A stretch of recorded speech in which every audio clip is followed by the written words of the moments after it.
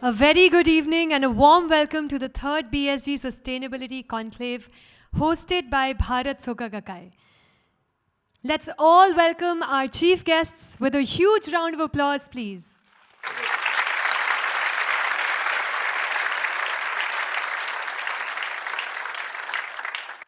A very warm welcome to the third BSG Sustainability Conclave hosted by Bharat Soka Gakkai. This is also the first ever Sustainability Conclave being held by BSG in Mumbai. So many congratulations, everyone. The theme for today's third BSG Sustainability Conclave is From Ideas to Impact, Catalyzing Change Through Sustainable Human Behavior. I extend a very warm welcome to all our esteemed guests, friends from the media, and our members who have joined us here at Bal Gandharv Rang Mandir Auditorium. I'm also delighted to welcome and introduce our distinguished speakers for today, who are committed to advancing environmental initiatives and fostering practices that contribute to a more sustainable future. I request BSG Chairperson Mr. Vishesh Gupta to please present the bouquet and welcome our panelists.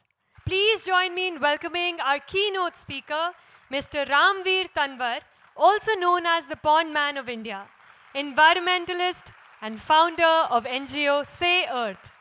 Ms. Radha Goenka, Director, RPG Foundation, and founder of Pehle Akshar, the Heritage Project, Artisanry, and Nature-Re. Ms. Sandhya Naidu Janardhan, founder and managing director, Community Design Agency. And Mr. Bhupendra Mishra, the founder of the Resilient Foundation, Divisional Warden, Civil Defense, Government of Maharashtra. And Dr. Pranav J. Patar, Senior Environment and Sustainability Expert. We are so fortunate to have all of you here with us today. Let us once again welcome all our speakers with a huge round of applause. So let's begin the evening by celebrating the powerful human spirit. Please brace yourselves to be swept away by a dance performance prepared by the members of Bharat Soka Gakkai.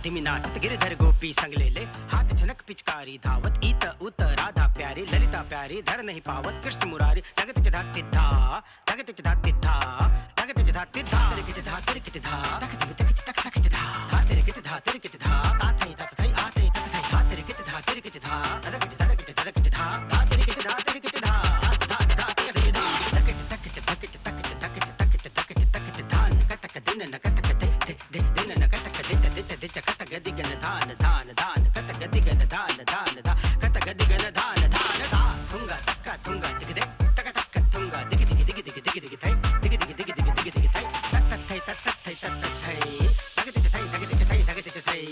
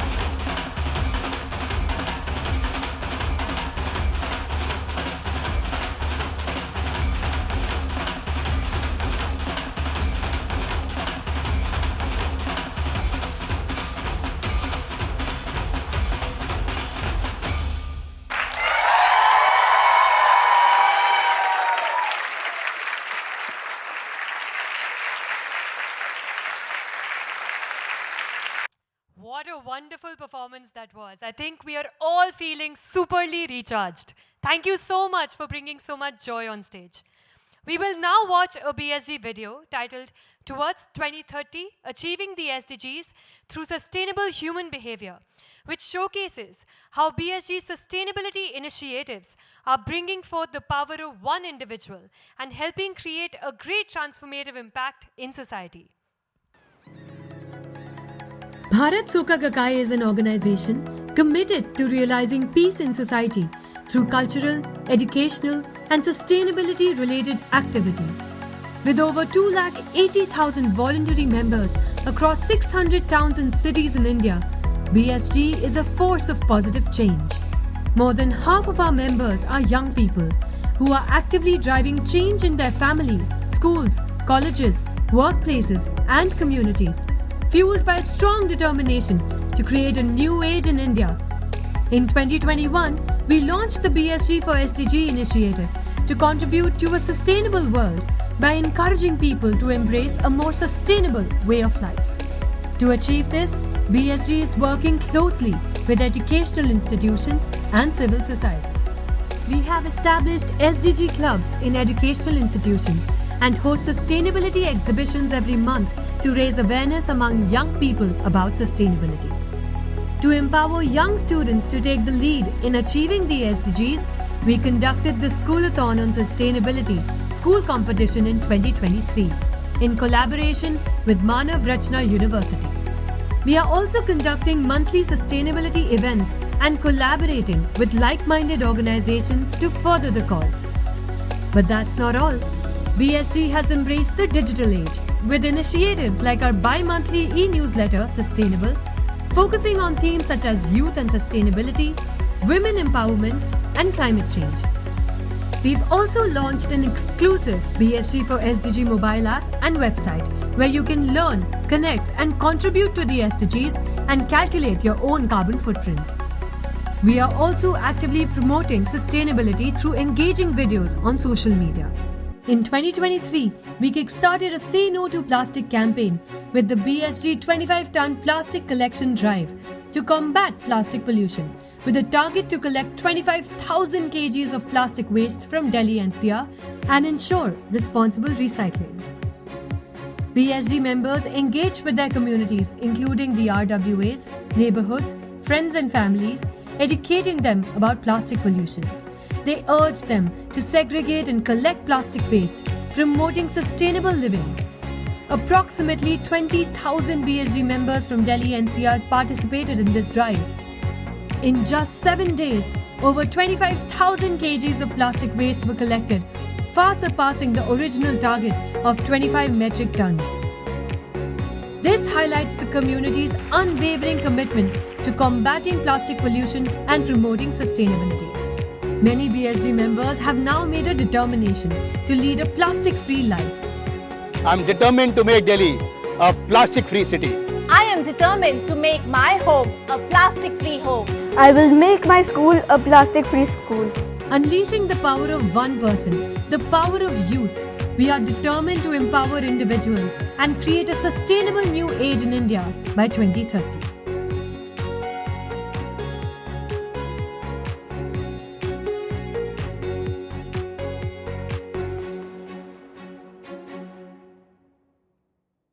What a powerful video. Truly inspired to realize the SDGs by adopting sustainable human behavior.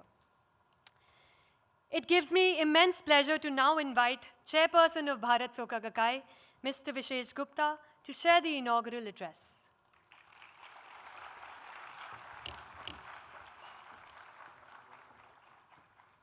A very good evening and a warm welcome to everyone, our esteemed panelists, our guests, members of the media, friends and supporters of Bharat Soka Gakkai, and my dear comrades from BSG. Let's welcome each other with a big round of applause.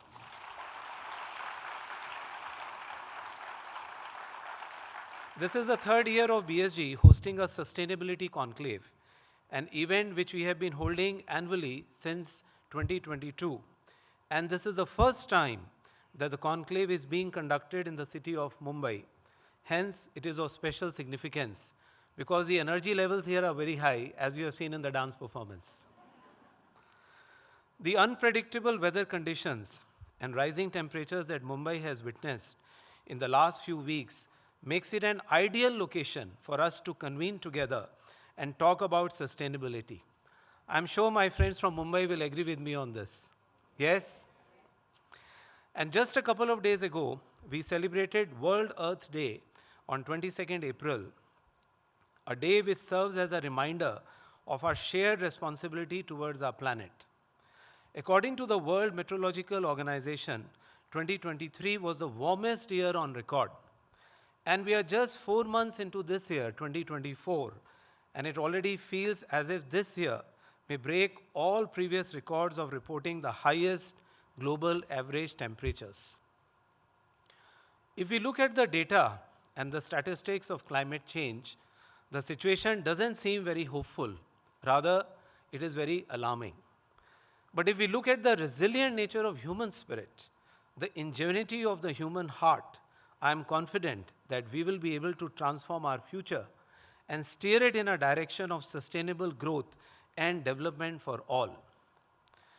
Mahatma Gandhi once said, "I am an irrepressible optimist. My optimism rests on my belief in the infinite possibilities of the individual to develop non-violence." We may think of an optimist to be a person who never abandons hope, but Gandhi said an optimist is a person who takes action to develop hope.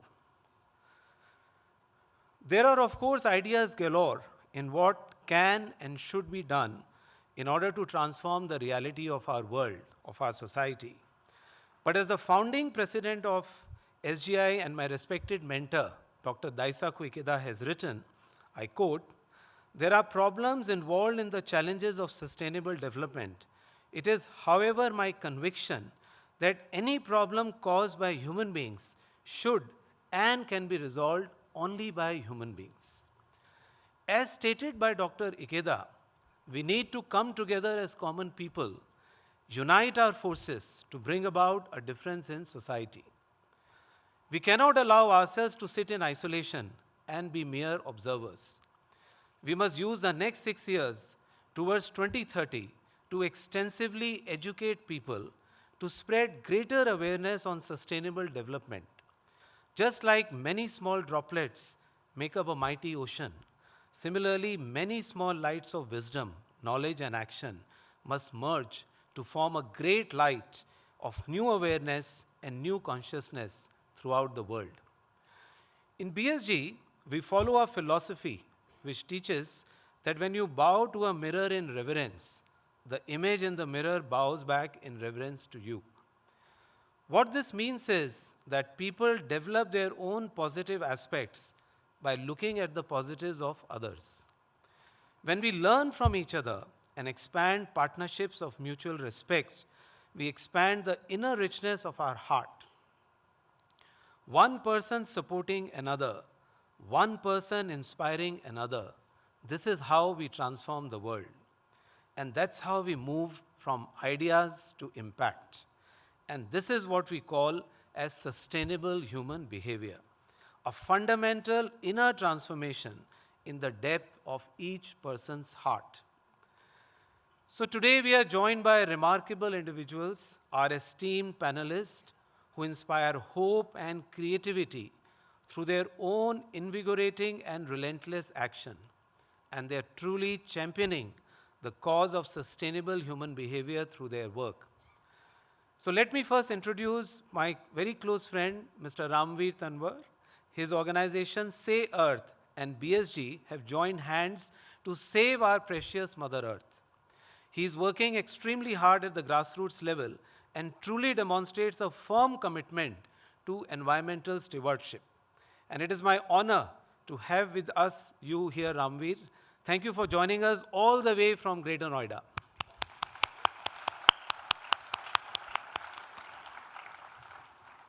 Next, I have the pleasure of introducing Radha Goenka. She is a multi-talented personality. She is spearheading various projects, and each of her projects exemplify our interconnectedness with nature. Her portfolio highlights her deeply compassionate spirit and passion towards all life. I am delighted to welcome you, Radha, and thank you for joining us despite your very hectic schedule.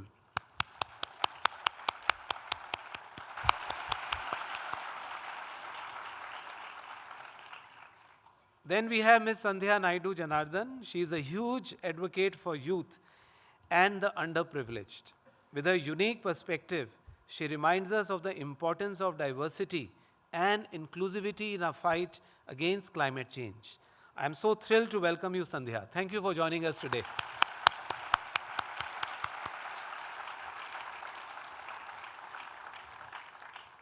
We have with us Mr. Bhupendra Mishra, who with his youthful energy and passion serves as an inspiration for each and every one.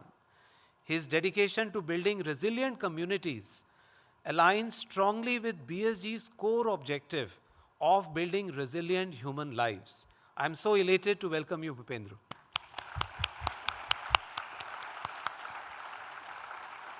And finally, let me introduce Mr. Pranab Padar, who is an exceptionally committed grassroots leader. And what he brings on the table is his hands-on experience coupled with deep scientific knowledge. His commitment to community-led initiatives sets a shining example for us. And I'm so excited to welcome you today, Pranab. Thank you very much for coming all the way from Noida.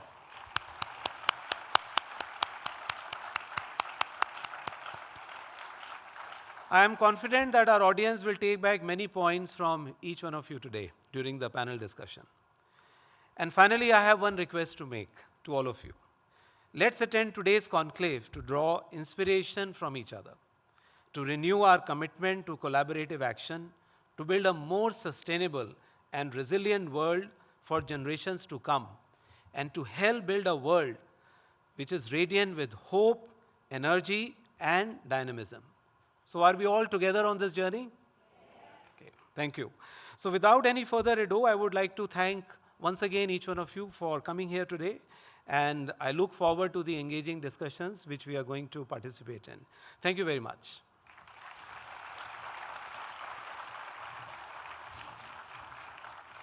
Thank you so much, Vishesh. It's my great honor to invite Mr. Ramveer Tanwar to deliver the keynote speech. Mr. Tanwar is also known as Pond Man of India, environmentalist and founder of NGO Say Earth. Hailing from the heart of rural India, his journey began as an ordinary 29-year-old engineer working in a multinational company from Greater Noida, who was not intrigued by the pay and perks of his job. Having spent much time around beautiful lakes of his village as a young boy, Mr. Tanwar was driven to save this environmental heritage by cleaning and preserving the water bodies around him and protecting them from drying up. Despite his family's resistance, he quit his job in 2018 to fully dedicate himself to the task. He coached 40 students to preserve water bodies under the initiative Jal Chaupal, which aimed to keep the ponds and lakes clean and healthy. He has so far revived 48 ponds across the country, while he and his NGO Say Earth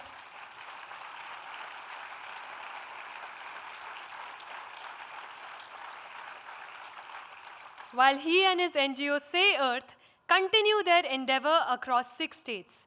Mr. Tanwar's efforts have led to a renewed civic sense among the residents around these water bodies who are inspired to transform their behavior and protect the lakes and ponds. Let's welcome him with a huge round of applause.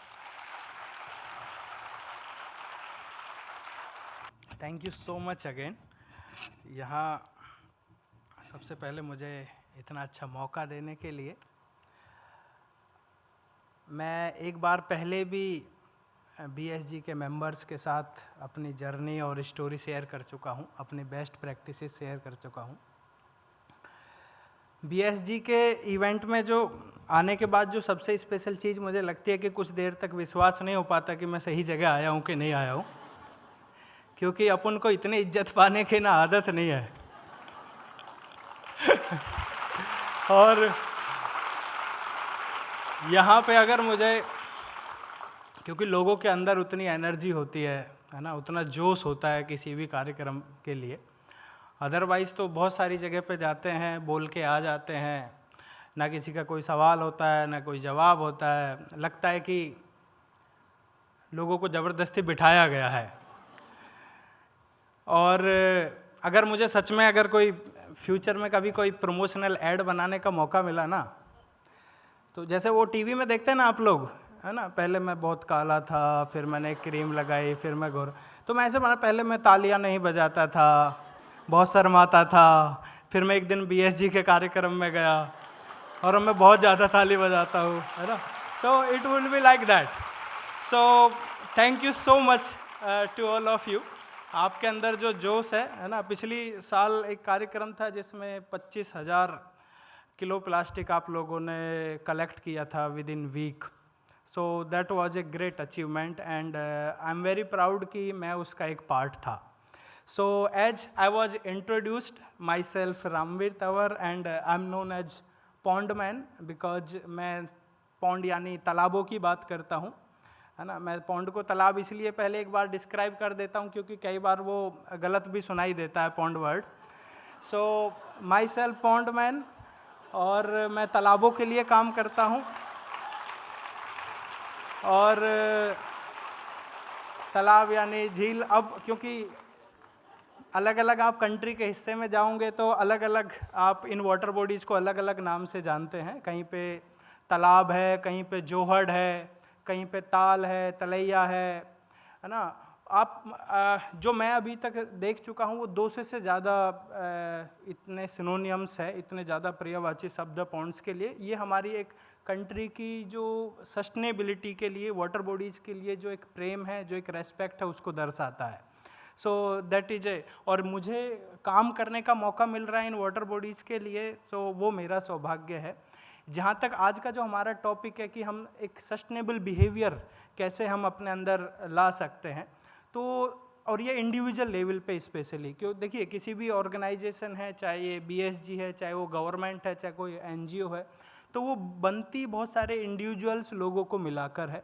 और अगर कोई organisation sustainable बनाने की कोशिश कर रही है, होने की कोशिश कर रही है, तो दैट मीन्स कि उसके जो इंडिविजुअल मेंबर्स हैं they are being trying to be sustainable, है ना। एंड ये इस तरह से फिर बहुत सारे इंडिविजुअल्स मिलके पूरी एक सोसाइटी को, एक कंट्री को सस्टेनेबल बना सकते हैं। So today we will try कि हम कैसे एक कंट्री को, ना कि सिर्फ एक ऑर्गेनाइजेशन को सेल्फ सस्टेनेबल बना सकते हैं। So can you please next slide. So आज मैंने जो इस टॉपिक को नाम दिया है वो पॉन्ड्स फॉर द कूलर अर्थ, क्योंकि अब गर्मी जस्ट शुरू हुई है और बहुत सारे लोग फील भी कर सकते हैं कि जिन टेम्परेचर नॉर्मल से ज़्यादा हमें फील होता जा रहा है, हर साल वैसा होता जा रहा है। और हमारी जो सिटीज़ है, इवन यूनाइटेड नेशंस के द्वारा, इवन अभी last month government of India national disaster management authority के द्वारा भी एक बहुत अर्जेंट मीटिंग बुलाई गई थी एनुअल, जिसमें ये उन्होंने टॉपिक डिस्कशन किया था कि कैसे हमारी सिटीज़ जो है वो एक अर्बन हीट आइलैंड बनती जा रही है। अर्बन हीट आइलैंड इफ़ेक्ट्स एक टॉपिक है जो कि काफ़ी इंटरनेशनल लेवल पे अभी एक हॉट टॉपिक बनकर निकला है। और जब हमने अर्बन हीट आइलैंड्स का और वाटर बॉडीज़ का एक हमने कंपैरिजन किया तो हमें पता चला कि जहाँ जहाँ पे अर्बन हीट आइलैंड्स स्पॉट किए गए वहाँ पे तेज़ी से वाटर बॉडीज़ की जो संख्या है वो नंबर से घट है। दैट मीन्स कि हमारी जो वाटर बॉडीज़ हैं वो कहीं ना कहीं शहर को ठंडा रखने में काम आती हैं, पूरे सिटी को, पूरे एरिया को ठंडा रखने में काम आती है। तो 1 किलोमीटर 2 किलोमीटर तक के रेडियस को कोई भी वो ठंडा रखती है, चाहे वो अर्बन वाटर बॉडीज़ हैं, चाहे वो अर्बन फॉरेस्ट है। तो हम जो मेन काम कर रहे हैं वो यही 2 टॉपिक हैं, urban water bodies and urban forest. Not urban water bodies only but the water bodies. Next one. ये अभी की अगर आप बेंगलोर की आजकल आपने न्यूज़ देखी होगी तो अभी वहाँ पे वाटर क्राइसिस बहुत ज़्यादा है। इवन 2 साल पहले की उस तरह पिक्चर्स थी वहाँ की, है ना। तो वही वाटर मैनेजमेंट, है ना, वही बारिश, वही पानी उसी शहर को अर्बन फ्लड देता है, और वही पानी ना हो तो वहाँ पे वाटर स्केर्सिटी हो जाती है। यही पानी अगर वहाँ पे मैनेज कर लिया जाता जब यहाँ पे बाढ़ आ रही थी तो आज शायद वहाँ पे वाटर स्केर्सिटी नहीं आती, वाटर स्कैर्सिटी वहाँ पे ना होता। तो it's all about the management of water, proper management of water. जिस शहर को कभी बाढ़ आ जाती है, जिस शहर को कभी सूखा पड़ जाता है, और वही एक रीजन है। और इसका जब हम बहुत सारी IITs हैं या रेप्यूटेटेड ऑर्गेनाइजेशंस रिसर्च करती हैं तो एक ही रिजल्ट निकल के आता है कि जो वहाँ की लेक्स थी उनकी वाटर होल्डिंग कैपेसिटी कहीं ना कहीं खो गई है।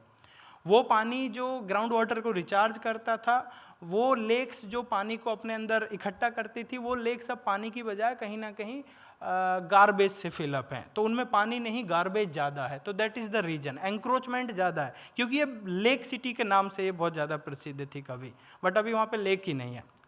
रीजन नेक्स्ट वन, ये अर्बन हीट आइलैंड जो मैंने आपको एक टॉपिक बताया, तो वो जहाँ जहाँ पे हमारी सिटीज़ है वहाँ वहाँ पे टेम्परेचर ज़्यादा है, जहाँ जहाँ पे रूरल होता है वहाँ वहाँ पे कम है। So that is the urban heat island topic, है ना, that is very important for you. Next one, जहाँ तक हम, क्योंकि all the organisations and individuals are trying to achieve the all the sustainable goals, so here I want to show that कि एक wetland से सारे सस्टेनेबल SDG गोल्स, 17 के 17 SDG goals directly indirectly वहाँ से जुड़ते हैं। तो जब आप एक वाटर बॉडी, एक वेटलैंड के ऊपर काम करते हैं तो आप कंसीडर करिए कि आप 17 SDG गोल्स के ऊपर काम कर रहे हैं। So one wetland give you that opportunity. Next one, अभी हरियाणा में एक पिछली साल एक स्टडी हुई थी कि आपने देखा होगा कि गर्मी के दिनों में, स्पेशली समर सीजन में, मिल्क, दूध का थोड़ा सा क्राइसिस हो जाता है, मिल्क प्रोडक्शन एकदम से कम हो जाता है। हालांकि मिलावट इतनी ज़्यादा है कि आपको फील नहीं हो पाती, है ना, आपकी पूर्ति तो कर ही देते हैं किसान लोग, बट यह है कि वहाँ पे सच में प्रोडक्शन की कमी होती है। और उसका जो स्टडी की गई है एग्रीकल्चर यूनिवर्सिटीज़ और एनिमल ऑर्गेनाइजेशंस के द्वारा, तो वो बड़ा एक सिंपल सा रीज़न है कि जो भैंस तालाब में, वाटर बॉडी में जाके नहाती है और जो घर पे किसी बस पाइप से या बाल्टी से नहला देते हैं, तो दोनों के मिल्क प्रोडक्शन में गर्मी के दिनों में अंतर देखा जाता है।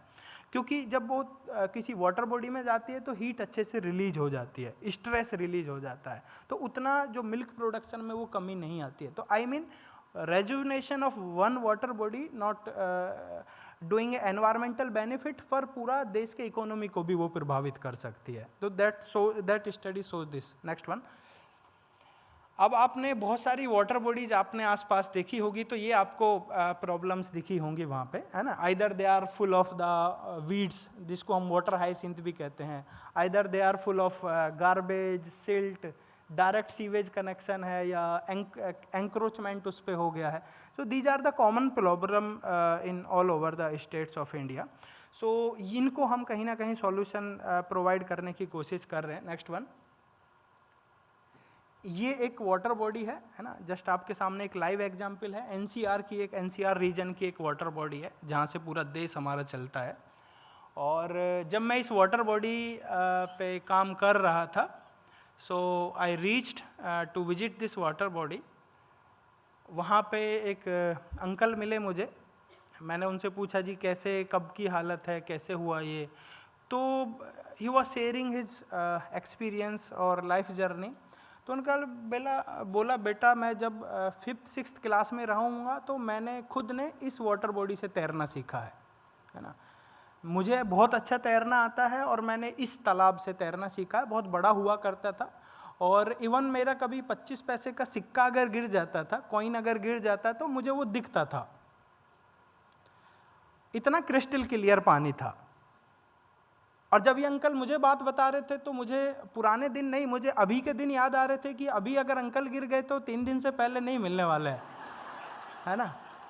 क्योंकि सिक्का तो दूर, अभी तो हम अंकल चले गए ना ढूंढने मुश्किल। तो मैंने अंकल का थोड़ा दूर होके खड़े होके बात करिए इससे, ये बड़ा खतरनाक सी स्थिति है आपके साथ। लेकिन उन्होंने जो अपने लैंग्वेज में मुझे बोला, मैंने उनसे जब रीजन जानने की कोशिश करी कि आपकी नज़र में क्या रीजन हो सकता है इसका, तो उन्होंने कहा कि इसका रीज़न एक ही है कि जैसे जैसे आसपास की बिल्डिंग्स की हाइट बढ़ी है, वैसे वैसे ये वाटर बॉडी इस कंडीशन में आता चला गया।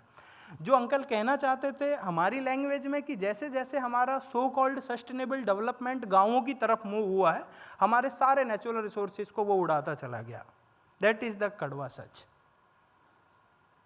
और जब मैंने फिर और अगली थोड़ी स्टडी जानने की कोशिश की, तो मैं बिल्डिंग्स में जाके विजिट किया एंड आई फाउंड दैट कि आसपास की बिल्डिंग्स के पास तो ग्रीन बिल्डिंग का सर्टिफिकेट है ना, even they are contributing for the environment. So that is the type of contribution. अब ग्रीन बिल्डिंग का सर्टिफिकेट लेना या तो आसान है या फिर उस तरह से ही कंट्रीब्यूट किया जाता है, वो मैं थोड़ा सा कंफ्यूज हुआ अभी तक. So but this is the bitter truth. Next one, ये एक दूसरी वाटर बॉडी है, दैट इज़ कॉल्ड द नाइफल लेक, नाइफल पॉन्ड. आप इसमें देख सकते हैं गार्बेज भी है, वाटर हाइसिंथ भी है, सीवेज भी है, एंक्रोचमेंट भी है. सो मैंने ये एग्जांपल इसलिए लिया क्योंकि सारे कॉमन प्रॉब्लम्स जो कि इंडियन वाटर बॉडीज़ में है वो यहाँ पे देखे जा सकते हैं. और इसमें जो स्पेशल चीज़ अगर आपको एक नज़र आएगी कि जहाँ से ये गार्बेज फेंकना शुरू हुआ है उधर से एक सड़क जाती है ना. तो जब भी सुबह सुबह कोई बच्चा स्कूल जाता है या ऑफिस जाता है तो बच्चे की मम्मी है या किसी की वाइफ है, वो ये कहती है कि जब जा ही रहे हो तो ये थैला लेके जाओ, रास्ते में जो भी दिखे ताला वाला फेंकते जाना. तो वो हमारी हैबिट है. लेकिन आपने अगर ध्यान से देखेंगे तो हम बहुत दूर तक नहीं फेंक पाए उसको. इवन इस बार हमको दूर फेंकने में गोल्ड मेडल मिला था ओलंपिक में, है ना. हमें उनसे कुछ सीखने की ज़रूरत है. हम भी सिर्फ 5 ज़्यादा दूर तक नहीं पहुंच पाए, तो अभी और प्रैक्टिस करने की ज़रूरत है थोड़ा. बट दैट इज़ द ये कि हमारी जो ह्यूमन बिहेवियर है, जिसके बारे में आज ये पूरा सेशन रखा गया कि कैसे हम अपने ह्यूमन बिहेवियर को, क्योंकि हमें लगता है कि मेरे फेंकने से क्या ही हो रहा है ना. एक ही तो पन्नी है, एक ही तो कचरा है, बट आपके एक कचरे से, एक पॉलीथीन से, एक रैप से पूरा वाटर बॉडी, पूरा जंगल, पूरा समुंदर बर्बाद हो सकता है. That is the real live example. Next one. So we started to rejuvenate the same water body. It took 3 years, but that was our great project. Even my friend, yeah, thank you so much. And my friend Pranav ji was the partner and as an expert for this pond rejuvenation. So I'm proud कि वो भी आज हमारे साथ यहाँ पे session में है. और आई एम प्राउड कि यहाँ पे अभी पिछली साल से पीछे बहुत सारी माइग्रेटरी बर्ड्स और डोमेस्टिक बर्ड्स वहाँ पे देखी गई थी. एंड द रीज़न कि वहाँ पे क्यों वो आई थी, I will explain it next slides. Next one. This is the another water body. This is in Ghaziabad city in Rajnagar extension. आप पीछे एक कंपेयर करने के लिए पीछे एक स्कूल की बिल्डिंग देख सकते हैं, है ना. और मैं इसलिए बता रहा हूँ क्योंकि उन्होंने सपोर्ट नहीं किया था उस समय पे, ताकि दे शुड फील सेम, है ना. So and I am very proud to let you know that कि same picture was used by our honourable prime minister in Mann ki Baat event to show our country as an example कि these ponds can be restored back to their life. क्योंकि कहीं ना कहीं एक myth है, कहीं ना कहीं एक अफवाह है कि जो एक बार वाटर बॉडी बर्बाद हो गई उसको क्यों ना किसी और यूज में ले लिया जाए, कार पार्किंग बना दी जाए, चाहे वो बारात घर बनाए. और गांव वालों भी वैसे ही डिमांड करते हैं हमसे. जब भी हम गांव में रिस्टोर करने इनिशिएटिव करते हैं तो बहुत सारे गांव वालों की वही रिक्वेस्ट होती है कि इससे अच्छा तो इस पे जी कोई कार पार्किंग बना दीजिए, कोई बारात घर बना दीजिए. सो बिकॉज क्योंकि हमें लगता है कि अभी स्विच दबाने से तो पानी आ ही जाता है ना. और स्विच की बजाय अभी तो आजकल रिमोट वाले भी आने लगे हैं पंप, है ना, या फिर वो नलका जो आता है. तो फिर वाटर बॉडीज़ की ज़रूरत ही क्या है, क्योंकि हम भूल गए हैं कि अगर नलके में, टैप में जो वाटर बॉडी आ रहा है, सॉरी जो वाटर आ रहा है वो भी कहीं ना कहीं किसी वाटर बॉडी से ही एक्वीफर्स रिचार्ज होते हैं, तब जाके वो घूम के हमारे टैप में आता है. सो वो हम कनेक्शन लोगों को कहीं ना कहीं नहीं समझा पा रहे हैं, या लोग खुद जानबूझकर उसको नहीं समझ पा रहे हैं, क्योंकि हमें फिर फालतू की वाटर बॉडी नज़र आती है और उसको हम वैसा बना देते हैं. Next one. ये एक गुरुग्राम की वाटर बॉडी है और इसमें ये it use to be 5 hectare of water body, है ना. और लेकिन जब हमने रिजुवनेट किया तो it was only of 1 hectare water body. और हम रिमेनिंग 4 हेक्टेयर्स को रिजुवनेट नहीं कर पाए क्योंकि उस पर सड़क बन चुकी थी गवर्नमेंट की, इधर एक तरफ मंदिर बन चुका था, एक तरफ लोगों के घर बने हुए थे, है ना. और जब रिजुवनेट किया तो इवन दे वर ट्राइंग कि और थोड़ा सा इसमें से मिल जाए, है ना. द रीज़न की जो आप समझ रहे हैं कि हमें अब फालतू की चीज़ें नज़र आती हैं water bodies.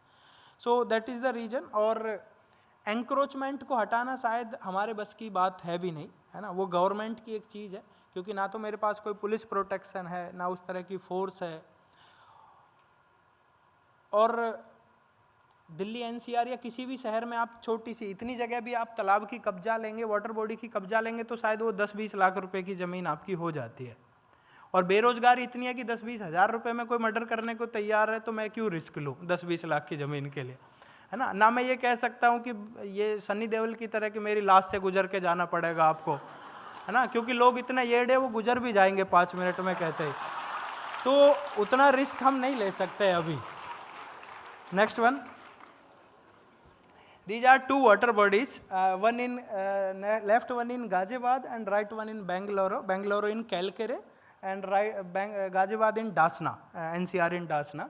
So both were rejuvenated, one to ये पिछली साल थी, ये उससे पिछली साल थी। नेक्स्ट वन, ये अभी एक रिस्तल लेक है जो कि अभी रिजुवनेशन के प्रोसेस में है और अभी भी उसी अच्छी कंडीशन में है and we are trying to make it more sustainable. Next one, so जो हमारा रिजुवनेशन का जो यूएसपी है ना, क्योंकि वाटर बॉडीज़ की कमी नहीं है सिटीज़ में भी, स्पेशली सिटीज़ में तो बिल्कुल वाटर बॉडीज़ की कमी नहीं है। आप हो सकता है कि आपको लगे क्योंकि यहाँ पे हर 5 स्टार के पास एक वाटर बॉडी है ना, but we need healthy water bodies, है ना। वी नीड जहाँ पे इकोसिस्टम हो, एक बायोडाइवर्सिटी हो। तो हमारा जो यूएसपी है कि हम जब भी कोई वाटर बॉडी डेवलप करते हैं या रिजुवनेट करते हैं तो वी मेक सम आइलैंड्स, और हम उस तरह की ग्रासेस वहाँ पे लगाते हैं जिसमें कुछ एक्वेटिक बर्ड्स या तो पत्तों को तोड़ के अपना घर बना ले या उनमें वो छिप जाएं, उनमें अपना घोंसले बना सके।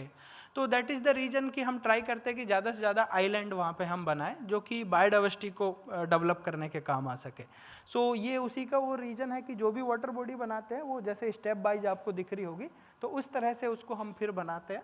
और इसका ऐसा नहीं है कि कोई हमने इसके बारे में कोई पीएचडी की है किसी मेंबर ने उसके में, बट ये कि गांव वालों से पूछ के कि भाई इस तालाब में क्यों नहीं आ रही है, उस तालाब में क्यों आती है डक्स, तो दे नो एवरीथिंग, है ना।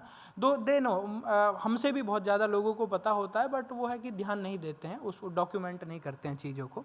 तो उस तरह की हमने ग्रासेस वहाँ पे लगाई एंड 2 साल का वेट किया, 1 साल का वेट किया रिजल्ट। नेक्स्ट वन, बट जहाँ पे भी हमने लगाया, है ना, तो all the pond islands were full of the aquatic birds. और इसका रीज़न बहुत सिंपल है कि वो बीच में बैठ के सेफ़ एंड सिक्योर फील करती हैं, क्योंकि किनारे पे तो कोई भी बत्तख ना तो अंडे देगी, है ना, किसी भी तालाब के किनारे पे, ना वो अपना बच्चे वहाँ पे छिपाएगी, क्योंकि गांव में कुत्ते इतने सारे वो शाम को चखने में यूज कर लेंगे जैसे मिल गया कोई भी। तो दैट इज़ द रीज़न उनको बीच में जगह चाहिए होती है। तो और ये काफ़ी कई आईआईटीज़ ने इस पे रिसर्च किया कि क्या रीज़न है and they found, and IIT Roorkee के हाइड्रोलॉजिकल डिपार्टमेंट के द्वारा पूरी एक बुक पब्लिश करी गई और ये पूरा उसके कवर पेज पे था कि yes that can be possible and this is the best way to attract the biodiversity towards the water bodies. Next one, apart from this we are developing some mini ponds. Uttarakhand में इसको चाल खाल कहते हैं अगर कोई बिलोंग करता है उधर से, या फिर उसको जल तलैया कहते हैं उधर। और इसका रीज़न ये है कि पहाड़ों पे पानी हो, क्योंकि अभी जैसे अभी शुरू हुआ तो आग लगनी शुरू हो गई है, तो एक तो आग लगने वहाँ पे पानी उनको उपलब्ध हो सके वहाँ पे, या वाइल्ड लाइफ के लिए वहाँ पे पानी मिल सके। तो क्योंकि वहाँ पे उतनी बड़ी ज़मीन नहीं होती है कि वहाँ पे एक लेक बना सके, बट छोटी छोटी जगह है तो वहाँ पे मिनी पॉन्ड्स उस तरह के बन जाते हैं, वो भी मैनुअली। तो इस तरह के हमने लगभग 1500 वाटर बॉडीज़ वहाँ पे अभी तक बनाई है और वो बहुत सारे हैं। बारिश में पानी भर जाता है, कुछ महीने में सूख जाता है, बट हमारा पर्पज़ ये होता है कि वो ज़्यादा से ज़्यादा वाटर बॉडी पहाड़ों पे रुक जाए, पानी पहाड़ों पे रुक जाए। Next one, so and we are trying to make these water bodies self sustainable either using the सिंघाड़ा जिसको वाटर चेस्टनट भी कहते हैं, आइदर चाहे उसको इको टूरिज्म से जोड़ के, चाहे फिश फार्मिंग से करके, लोटस फार्मिंग से करके, क्योंकि कैसे भी वो वाटर बॉडी सस्टेनेबल बन जाए। आज अगर आप गांव से बिलोंग करते हैं तो आपने गांव में देखा होगा कि वो ज़्यादातर लड़ाई 80% ना वो खेत की मेड़ को काटने के ऊपर होती है ना। उसका रीज़न ये किसी ने किसी की 6 इंच काट ली, किसी ने 2 फीट काट ली, क्योंकि कोई भी अपनी मेड़, खेत की मेड़ को ना हाथ नहीं लगाने देता, क्योंकि उससे उसकी इनकम जनरेट होती है, उसकी ऑनरशिप है। और जब हम इन वाटर बॉडीज को मरते हुए देख रहे थे तो किसी ने अपोज नहीं किया, क्योंकि किसी की ऑनरशिप ही नहीं थी। वो वाटर बॉडी सबकी होती है लेकिन किसी की नहीं होती है। आप कब्जा कर रहे हैं, आप कचरा डालते हैं, मेरा क्या, मुझसे आता थोड़ी ना इससे, लेकिन उस खेत पे कचरा डाल के देखो कोई जिसकी ऑनरशिप है। तो वी आर ट्राइंग कि किसी को ऑनरशिप मिल जाए एक बार वाटर बॉडी की, चाहे वो लीज पे हो, टेम्परेरी हो, ताकि वो उसको प्रोटेक्ट कर रहे, है ना. तो this is the effort for that. Next one. This is the community participants. Next one. So apart from these water bodies, we are adopting some such type of landfill sites in different cities, जो कि government ने उस तरह से छोड़ दिए जाते हैं या उनका कोई होता नहीं है, तो हम गवर्नमेंट से उनको अडॉप्ट कर लेते हैं. ऑल्दो हम उसमें अभी बहुत अच्छा एक्सपीरियंस हमारा नहीं है, but we are trying our best. तो ये हमारा एक लैंडफिल साइट है जो कि 35 ईयर पुराना लैंडफिल साइट था. कभी इसके ऊपर ऐसे ट्रक चढ़ते थे, जैसे आपने गाजीपुर दिल्ली में देखा होगा, अभी आजकल आग लगी हुई है उसमें, तो वैसा ही एक लैंडफिल साइट था वो. और इसको हमने किया, ये पहला था हमारा प्रोजेक्ट इस तरह का. और यहाँ अभी तक हम 35,000 सैपलिंग्स लगा चुके हैं और इस साल लगभग 40,000 और लगाएंगे. Next one please. So this is the before after picture of same landfill site. And many corporates and individuals have supported, है ना. अगर आप कभी NCR विजिट करना चाहें तो यू आर मोस्ट वेलकम. आप वहाँ पे विजिट भी कर सकते हैं, पेड़ भी लगा सकते हैं. वहाँ 12 के 12 महीने वहाँ पे प्लांटेशन चलता रहता है, क्योंकि उसके लिए बहुत सारे रिसोर्सेज हमें चाहिए, बहुत सारे फंड्स चाहिए. तो वो एक साथ हमें उतना नहीं मिल पाता, तो हम उसको हर महीने जितना रिसोर्सेज इकट्ठा हो पाते हैं उतना उसको पैच वाइज डेवलप करते जाते हैं. Next one. This is the another landfill site we have adopted from the government. And ये ह्यूज लैंडफिल साइट है. यहाँ पे जो बिल्डर आप देख रहे होंगे पीछे, तो इस तरह के काफ़ी बिल्डर्स के प्रोजेक्ट्स हैं जो रुके खड़े हैं, क्योंकि कोई भी लैंडफिल साइट के सामने आई थिंक नहीं खरीदना चाहेगा जहाँ पे बदबू आती हो. और इस लैंडफिल साइट के सामने जो बड़ी प्रॉब्लम है, मजाकिया प्रॉब्लम भी है, कि उस वाले जो बिल्डर सामने, मशीन के सामने जो बिल्डर है ना, तो उस प्रोजेक्ट का नाम है द फ्रेगनेंस, है ना. और जब भी कोई उधर फ्लैट खरीदने जाता है ना, तो या तो बिल्डर को सलाह देता है कि या तो नाम चेंज करिए या एटलीस्ट लोकेशन चेंज करिए, है ना, कि हम आपके नाम को देख के इधर आए. तो वो बिल्डर बहुत परेशान था और उसने हमसे संपर्क किया, गवर्नमेंट से फिर हमने संपर्क किया, तो he supported us a lot कि बस कैसे ये प्रॉब्लम सॉल्व हो जाए. सो अभी यहाँ पे हम ऑलरेडी NGOs की सपोर्ट से, कॉरपोरेट्स की सपोर्ट से, अपने NGO पार्टनर्स की सपोर्ट से यहाँ पे हम अराउंड 40,000 सैपलिंग्स लगा चुके हैं. Next one. So this is the same landfill site right now. And अभी आपने देखा होगा वो प्रोजेक्ट में भी प्रोग्रेस आपको दिख रहा होगा थोड़ा थोड़ा. और अभी मैं उधर जाता हूँ, वो MBA वाले बच्चे खड़े रहते हैं ना ब्रोशर लेके, तो मैं अभी गया था तो मैंने उनके हाथ से वो लिया, है ना. तो I was just checking the rate of these flats. So I found कि उन्होंने कहा जी उधर 40 लाख, इधर 45 लाख, है ना. तो मैंने कहा भाई 5 लाख का अंतर कैसे? तो कह रहे हम आपको फॉरेस्ट व्यू पे मकान दे रहे हैं, है ना, क्योंकि उनको नहीं पता कि कहाँ से फॉरेस्ट व्यू आया ये, है ना. So that is the, and I am telling you this because कि planting a sapling tree not only give the oxygen but it can just affect whole the economy of our country, है ना. वो करोड़ों, एक पेड़ की करोड़ों कीमत है और वो यहाँ पे आप देख भी सकते हैं. Next one. So these are our corporate partners who have supported this in this mission. Thank you. Next one. So honourable prime minister, our chief minister, many Bollywood stars have supported us in this mission and we have got many national and international awards. I have delivered more than 10 TED Talks for this. Next one. Thank you. This is the last slide. I hope you have enjoyed it. And because अभी अगर आपसे कोई पूछे कि pond को rejuvenate करना, अभी आपको लगेगा कि पॉन्ड को रिजुवनेट करना इट इज़ सो ईजी, है ना. और इजी इसलिए है क्योंकि वो बिफोर आफ्टर में सिर्फ एक क्लिक का टाइम लगता है, वो मैडम उधर से दबाती है ना. तो but it is not like that, है ना. इसलिए मैंने कुछ जो इसमें से कुछ वाटर बॉडीज़ का शुरू से लेके एंड तक कैसे वो रिस्टोर हुआ था उसके लिए कुछ वीडियोज़ हैं. I will request to if you can play.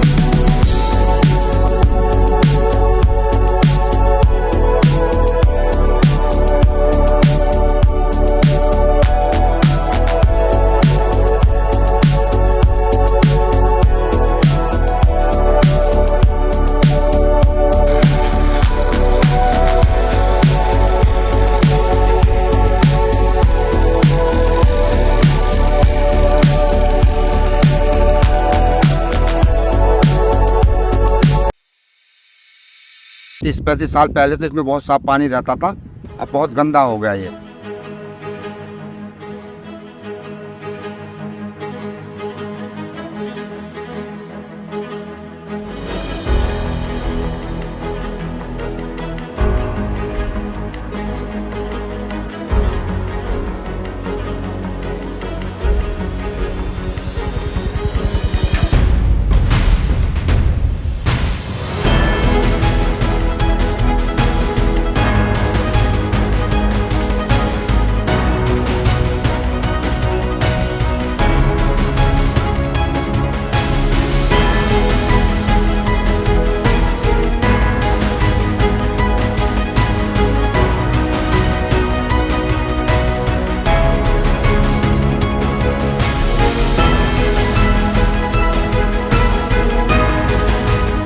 इतना कभी सफा नहीं हुआ ये, इतना गंद आइस के अंदर कभी नहीं हुआ ये सफाई।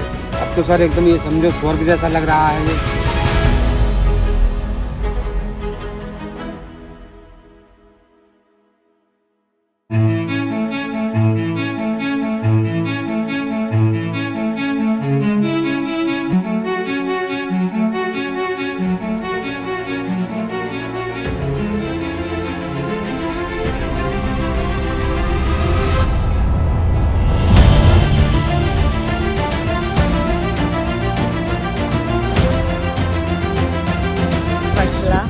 And I am just very excited to be here. This is a great project.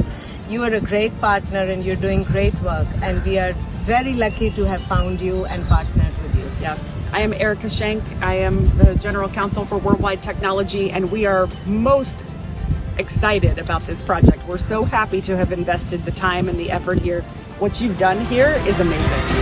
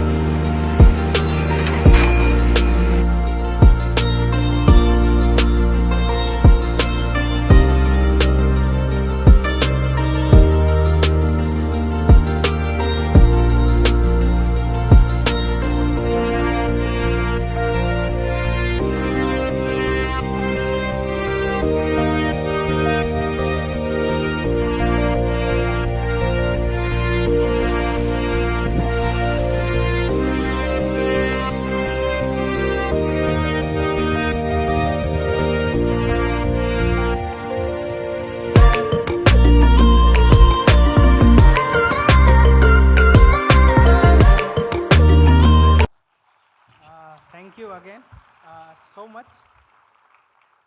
I hope इससे थोड़ा सा उम्मीद जागी हो, है ना, कि वी कैन डू समथिंग। क्योंकि उस तरह की सस्टेनेबिलिटी की बात करते हुए, उस तरह की एनवायरनमेंट कंजर्वेशन की बात करते हुए बहुत सारे लोग क्या है ना, वो नेगेटिव में डिमोटिवेट हो जाते हैं कि यार हर तरफ बात चल रही है बट हो कुछ नहीं रहा है। बट ऐसा नहीं है। आप अगर सच में आप इस तरह की अच्छी ऑर्गेनाइजेशन का पार्ट हैं तो सच में कुछ बदलाव होगा, है ना। और दैट इज़ द सिंबल कि वहाँ पे कुछ हो रहा है। और आज अभी जैसे चुनावों का दौर चल रहा है, नेता लोग परेशान है कि लोग नहीं मिल रहे हैं, जबकि यहाँ देख रहा हूँ ऑडिटोरियम में सीट नहीं मिल रही है। ये एक सिंबल है, ये एक सिंबल है कि हमारा समाज एक सस्टेनेबल डेवलपमेंट की तरफ बढ़ रहा है। हम रोटी कपड़ा मकान की बात छोड़ के आज एक पर्यावरण की बात की तरफ बढ़ रहे हैं, फ्यूचर को सस्टेनेबल बनाने की तरफ बढ़ रहे हैं। और एक अच्छा सिंबल है हमारे लिए। क्योंकि ऐसा नहीं है कि सारे आप अगर इंग्लैंड की या कौन सी वो लंदन की थेम्स नदी है ना, उसमें अगर इंडस्ट्रियलाइजेशन के टाइम की अगर रिवर की पिक्चर्स देखेंगे तो शायद हमारी यमुना से भी बहुत बुरी पिक्चर्स आपको इंटरनेट पे उसको मिलेंगी। लेकिन एक बार उनका डेवलपमेंट पूरा हुआ तो उन्होंने इस तरफ काम करना शुरू किया, तो अब हमने भी उस तरफ काम करना शुरू कर दिया है। और हर ऑर्गेनाइजेशन में, जिस ऑर्गेनाइजेशन में आप जैसे एनर्जेटिक लोग हैं, आप जैसे उत्साह जिन लोगों के भरा हुआ है, तो आप भी देखेंगे हमारी सारी वाटर बॉडीज़ की कंडीशन वैसी होगी जैसी लंदन, जर्मनी और फ्रांस में आपको देखने को मिलेगी। और ये एक छोटा सा इनिशिएटिव है जो आप लोगों ने लिया है। मैं बहुत गर्व के साथ कहता हूँ कि मैं आप सभी लोगों के साथ हूँ और मैं आपके इनिशिएटिव का हिस्सा हूँ। ये कोई भी काम आपको छोटा बड़ा नहीं है। जैसे प्लास्टिक कलेक्शन ड्राइव चलाया था तो है ना, आज भी बहुत सारे लोगों को शर्म लगती है जब हम प्लास्टिक को सड़क से उठाते हैं या जेब में रख के चलते हैं कि भाई डस्टबिन नहीं मिला तो थोड़ी देर जेब में रख लेते हैं। तो आज भी हमें जब जेब में रखने की अगर आदत नहीं मिलेगी, जब तक हम उसके बारे में एक प्राउड फील नहीं करेंगे कि yes we have collected the plastic, तो जब तक ये चीज़ें सिंबल नहीं होगी। और आप वो लोग कर रहे हैं, कहीं ना कहीं आप लोगों के अंदर वो मुझे दिख रहा है। मैं जब खुद बचपन में जिस दिन स्कूल नहीं जाता था या पढ़ाई नहीं करता था, तो मेरे खुद पापा कहते थे कि अगर नहीं गया, स्कूल नहीं पढ़ा तो बेटा एक दिन कचरा साफ़ करेगा, है ना। और मैं बहुत पढ़ा फिर भी कचरा ही साफ़ कर रहा हूँ, वो बात अलग है। बट वो मेरे लिए गर्व की बात है कि हाँ, मैं आज कचरा साफ़ कर रहा हूँ, है ना। जिस दिन माननीय प्रधानमंत्री जी ने इसको अप्रिशिएट किया, जो लोग मजाक उड़ाते थे, है ना, इस इनिशिएटिव का कि ये बनेगा एक दिन देशभक्त, है ना, ये बनेगा नेता, ये करेगा वो, तो उस दिन उन लोगों ने भी आके फूल माला पहनाई। और उन लोगों को मैंने ये कहा कि भाई आप कौन होते हैं बेइज्जती करने वाले, जब खुद प्रधानमंत्री जी इज्जत कर रहे हैं कचरा साफ करने वाले की, है ना। तो आपको अपने आस पड़ोस के लोग जो भी हो सकता है, जब आप इस इनिशिएटिव का हिस्से बने होंगे तो हो सकता है किसी फैमिली मेम्बर ने ही आपका मजाक उड़ाया हो, है ना, किसी हो सकता है आपके पड़ोसी ने आपको मजाक उड़ाया, और नहीं उड़ाया तो डेफिनेटली वो उड़ाने वाले हैं। लेकिन आपको तटस्थ रहना है, आपको स्ट्रांग रहना है और आपको फील प्राउड करना है कि we are contributing for the nature. और आपको ये नहीं सोचना है कि मेरे एक अकेले के एक के करने से क्या हो जाएगा, है ना। आप बहुत कुछ कर सकते हैं, एक एक करने से ये होगा। और मैं खुद जितना मुझे शायद, और जहाँ तक रेस्पेक्ट की बात है, तो आपको रेस्पेक्ट एक दिन वापस से ज़रूर मिलेगी, है ना। चाहे वो हो सकता है कि इस तरह से ना मिले, लेकिन नेचर आपको किसी ना किसी रूप में वो रेस्पेक्ट देगी। क्योंकि आज के दौर में जब मैंने MNC की जॉब छोड़ के मैं इसमें आया, तो तब मेरे परिवार लोगों ने भी, क्योंकि उनको जस्टिफाई करना मेरे लिए मुश्किल था कि भाई मैं क्या करने वाला, MNC की जॉब छोड़ के मैं जोड़ साफ करने वाला हूँ, है ना। तो वो टेक्निकली थोड़ा साउंड ठीक नहीं कर रहा था। तो बट सच बताऊं तो जितना शायद मुझे MNC की जॉब ने इज्जत नहीं दी होगी, जितना इन तालाबों ने इज्जत दी है मुझे, है ना, जितना इन तालाबों ने, और वही रेस्पेक्ट मैं आज आपके हाथों की तालियों के माध्यम से देख भी पा रहा हूँ अपने लिए। So I feel very proud. And इसके लिए पर्यावरण के लिए जो सबसे अच्छी बात है, पर्यावरण के लिए जो सबसे अच्छी बात वो ये है कि इसके लिए कोई स्पेशल आपको डिग्री नहीं चाहिए, कोई स्पेशल सर्टिफिकेट नहीं चाहिए। क्योंकि जिन लोगों के पास डिग्रियाँ, फैंसी डिग्रियाँ, स्टेटस सर्टिफिकेट्स नहीं थे, आज उन्हीं वाटर बॉडीज जो उन लोगों ने बनाई थी उनको आज हम रेस्टोर कर रहे हैं, बना नहीं रहे हैं। अगर आप इसको ध्यान से पूरा PPT देखा होगा तो हम उनको रेस्टोर कर रहे हैं। बनाई किसी और ने थी आज से 500 साल पहले, जब ना मेरे जितनी उनके पास मशीन्स थी, ना टेक्नोलॉजी थी, ना GIS टेक्नोलॉजी थी, ना इतने अच्छे सिविल इंजीनियर्स थे। बट उनके पास जो भी था वो जुनून था, नेचर के प्रति एक रेस्पेक्ट था। तो आज उनकी ही बनाई हुई चीज़ों को ज़रूरत पड़ने पर हम वापस से रेस्टोर कर रहे हैं। मैं जब दिल्ली में एक बार नगर निगम का वो आया था कि जी NGT का एक आदेश है कि यहाँ पे बहुत ज़्यादा वाटर डिप्लीट हो रहा है, तो क्या किया जाए। तो मैंने कहा कि देखो मुझे तो एक ही काम आता है, तालाब बनाया जाए। तो उन्होंने कहा नहीं, आप जस्टिफाई कैसे करेंगे इस चीज़ को। तो मैंने उनको कहा कि ठीक है, देखो मैं कोई PhD नहीं हूँ, बट मुझे जो आता है मैं वो कर सकता हूँ। तो उन्होंने फिर एक यूनिवर्सिटी को वो काम दिया कि भाई आप इसको जस्टिफाई करिए कि क्या करना चाहिए। तो उन्होंने शायद 3000 पेज की रिपोर्ट बनाई और लास्ट में लिखा था कि यहाँ तालाब बनाया जाए, है ना। तो मैंने उनसे कहा आ गया मज़ा, है ना।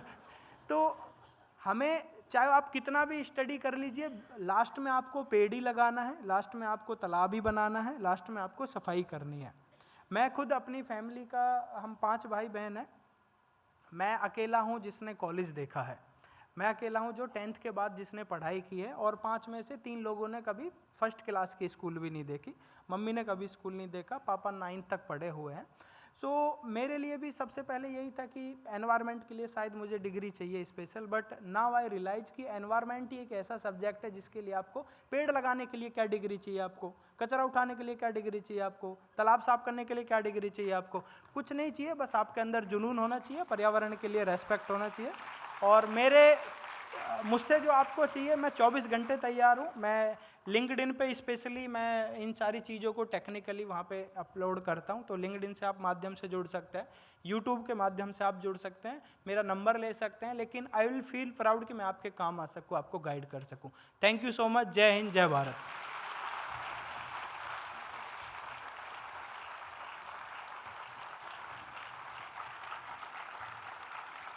Thank you, Mr. Tanwar. That was so insightful. Thank you so much. I request all our panelists, Ms. Radha, Ms. Sandhya, Mr. Bhupendra, Dr. Pranab, to please join us on stage. Ladies and gentlemen, let's give them a huge round of applause, please. Thank you. So taking the momentum forward, we will now have a panel discussion with our esteemed panelists on the theme of today's conclave, from ideas to impact, catalyzing change through sustainable human behavior. And I request Mr. Roshman Mihandru from Bharat Sukha Gakkai to moderate the discussion. So good evening, everyone. Thank you so much for being here, and a very, very warm welcome and deep gratitude to our incredible panelists, Sandhya, Pranab, Radha, and Bhupendra. We're honored and we're very grateful to have you here. And thank you so much, Ramveer ji, for your incredible presentation. I think a lot of takebacks, a lot of reflections, a lot of insights. शायद आपको लगता नहीं है, लेकिन आप sustainability के Sunny Deol पक्का हो. So that was very powerful. Thank you so much. And I wanted to thank our wonderful, incredible panelists, not only for being here today, but also for all the fantastic work that you're doing in your individual fields. Very real, very relevant, very deep grassroots work, building ecosystems that are changing the narrative, that are part of the solution.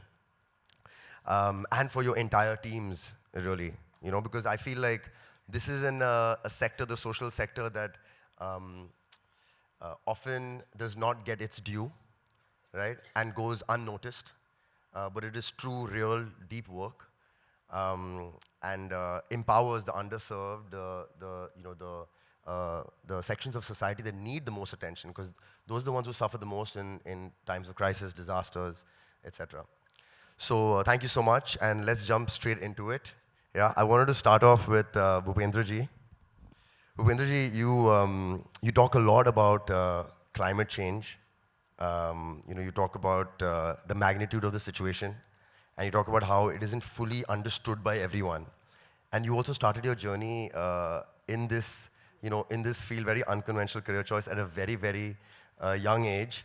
So I wanted to ask you, what inspired you as a young man, to start this journey and make this choice? Thank you, Rosh. So coming to the social sector is something ancestral I have received from my parents and my grandparents and all. But coming to this disaster management is something, there are lots of incidents related to it. First incident happened when I was in 9th standard, 9th class, and I fall down from a around 10 feet roof, and then there was lots of blood on the floor and many things. And everyone around thought कि I'm dead. Like similar things happen on the road कि अगर कुछ accident हो जाए तो लोगों को लगता है मर गया. तो similar thing happened with me, and then I was really like थोड़े ही मिनट में I was going to die. But thankfully my sister observed and she hospitalized me, and she saved my life. Second incident happened when I was in first year of my graduation. और मैं railway station पे खड़ा था, एक train पास हुई, and suddenly there was a crowd. I saw one person fall down in a gap, and train and platform के gap पे गिर गया, and very like multi fracture, bleeding, heavy bleeding and all. And again वो situation थी कि मर गया. I jumped on a track, and क्योंकि because I was able to relate with कि क्या सिचुएशन है, क्योंकि मैं किसी दिन इसी सिचुएशन में था. आई जम्प्ड ऑन अ ट्रैक, हमने उसको वहाँ से लिया because another train was coming, and so हमने उसको वहाँ से लिया, हॉस्पिटलाइज किया, बच गया वो. सीरीज़ और इंसिडेंट हुए जहाँ पे एक्सीडेंट को हम रिस्पॉन्ड करते हैं and we save many lives. और फिर I started delivering this training to volunteers, young volunteers, since 2009. And then I got in professional, जहाँ पे I did my Gandhi Fellowship and I joined Ministry of Drinking Water Sanitation. I got settled there. Then third incident happened. मैं तब तक लगभग settle हो चुका था कि चलो अच्छी जॉब है, अच्छी नौकरी, सरकारी बाबू जैसी.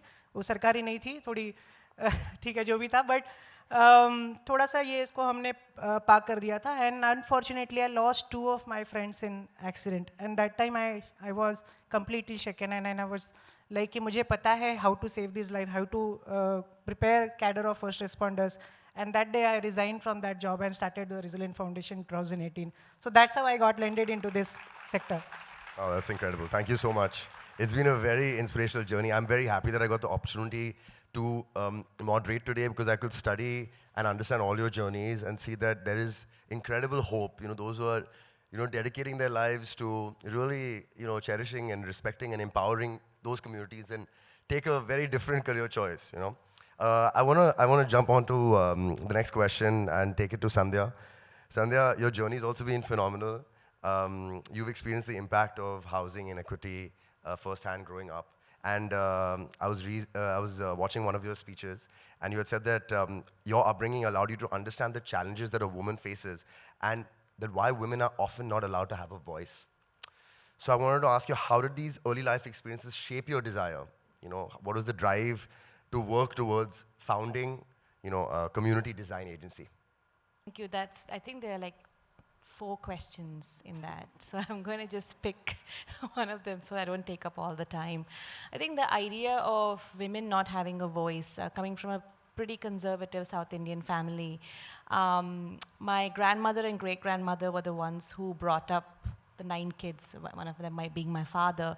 And somehow there was this perception that अगर घर पे औरत को काम करने की ज़रूरत है, इसका मतलब है हम financially stable नहीं हैं.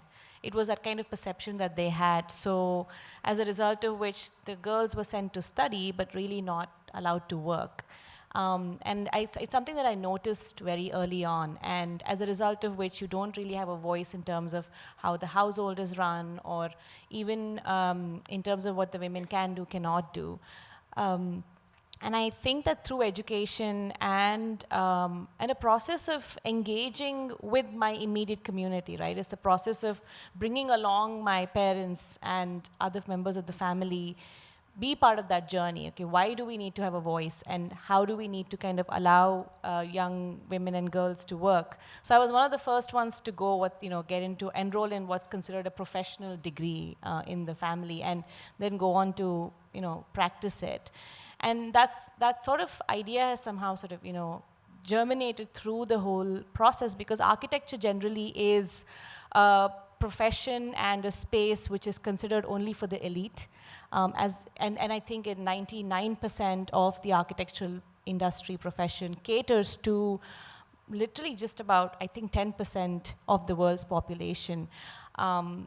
So that's something which has always stayed with me, even during my education and also the brief period I worked in a for-profit setup. And it's very telling, because the moment you start building institutions, building malls, or building grand spaces in the city, there's exclusion every step of the way. So the question of how do you make, it doesn't matter which industry you're in, right? But there's always a way to question through the process of your practice, whether you're an architect or an engineer or a business professional. I think there is some value in keeping an eye on who are the people we are excluding, intentionally or unintentionally. And I think every project, every initiative has that capacity. And that's what sort of has guided me in terms of how I have set up Community Design Agency. It's predominantly women-led organization, and we see the effects of that even in our work. When you talk to men about how they perceive space versus women in terms of how they use space, there are some big differences. and then with children and with young adults. So there's sort of, to keep it all inclusive and to make sure that everybody is part of that process. And what Ramveer was talking about, that sense of belonging that comes in through this, it's pretty incredible, and we see the impact in our work. And I think, I think I've said my piece, yeah. Thank you so much. No, thank you so much. I think, you know, in the BSG also we talk about how early experiences and, you know, how the adversity or the challenges or the struggles that are the springboard for our growth and enable us to really give full play to our potential and then ultimately impact society and create impact that is perpetuating ahead, you know. Yeah, and I'd like to really quickly add to that. You know, I'm going to just share a small anecdote, right? I interview a lot of young folks who come and work with me. And generally there's one part of the question, because I really like to get to know them very well, right? So the question is, what challenges have you faced growing up that has impacted you now? And on 2 or 3 occasions, you know, the candidate is broken down and they've said, no, we've had a very safe, secluded life. And somehow not having that adversity became a challenge, because I think we live in a world where I mean, it's not a right or wrong thing, but we tend to glorify that sort of adversity. So what if you don't have that adversity? I think there's the opportunity to really understand your privilege.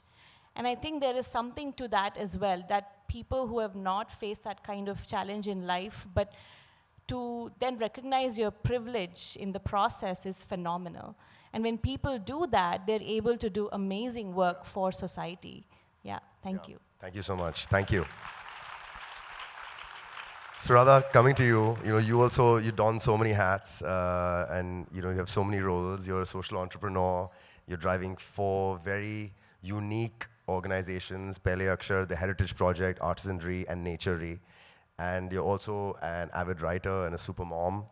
So I think what really drives you is the question. What really drives you to do what you do? It can't be easy. How do you generate the energy to create so much value every day amidst such challenges?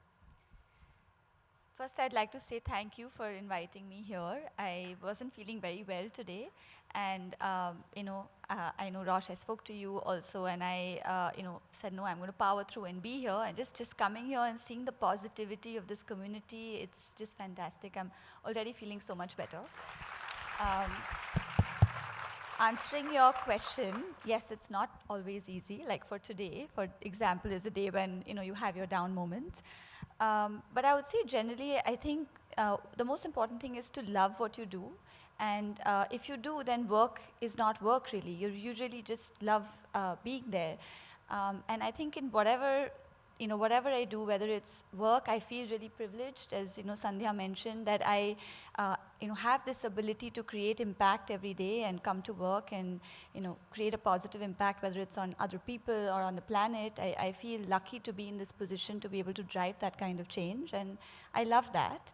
The second thing I would say is to be realistic. I think as women particularly, we don many hats, as you rightly said. We are, or we're rather trying to be the perfect daughter, daughter-in-law, mother, and then professional at work. So I think being realistic in terms of what goals you set for yourself, I think is a big learning for me, that, you know, you have to learn to say no at certain points, and then when you're there, show up 100%, whether it's, you know, being a mother, you show up 100%, or when you're at work, show up 100% and be there. You know, those are the 2 things. And then of course the third thing is, I think, a positive mindset.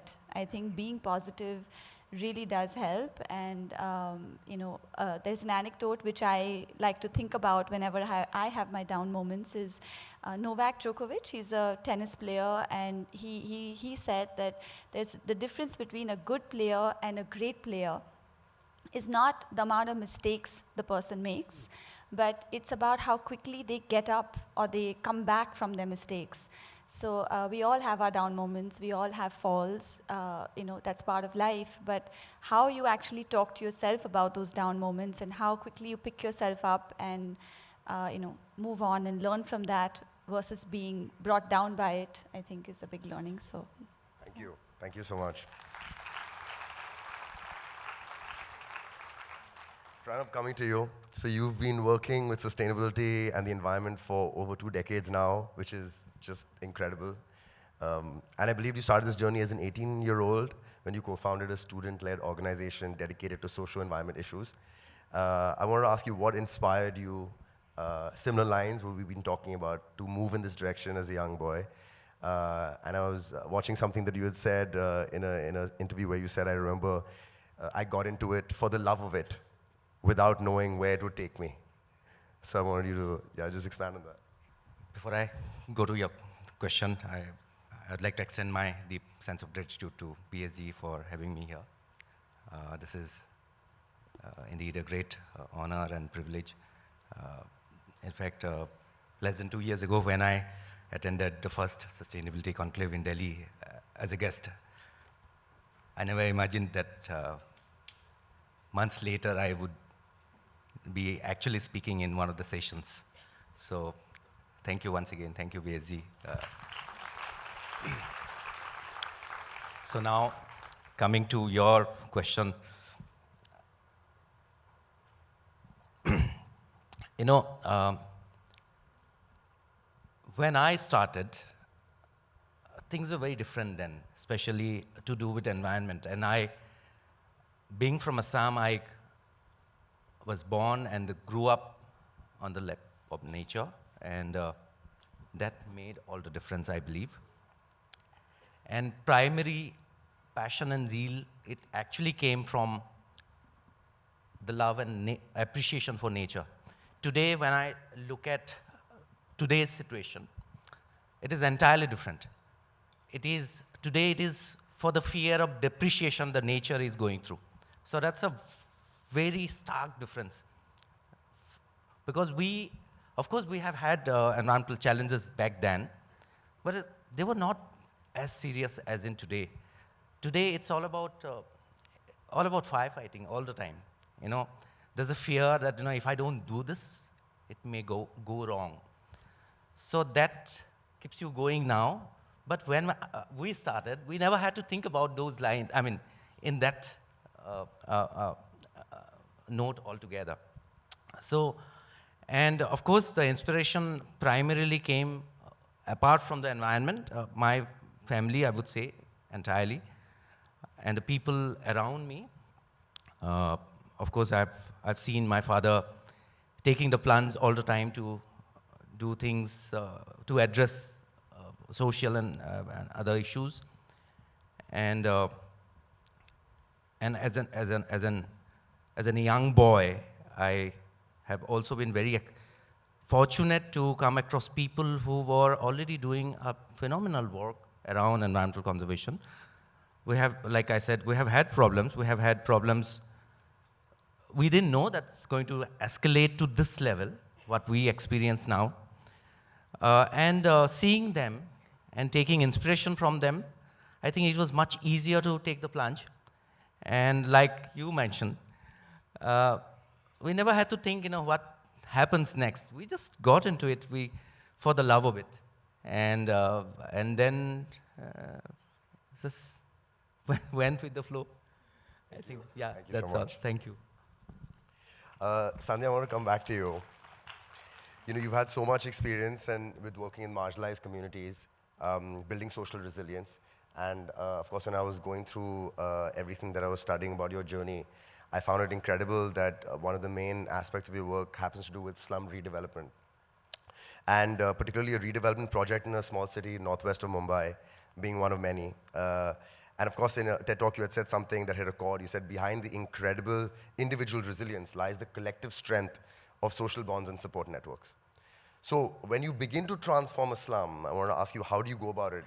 You know, and what are the biggest challenges? And of course, there are architecture and sustainability angles to that. Yeah.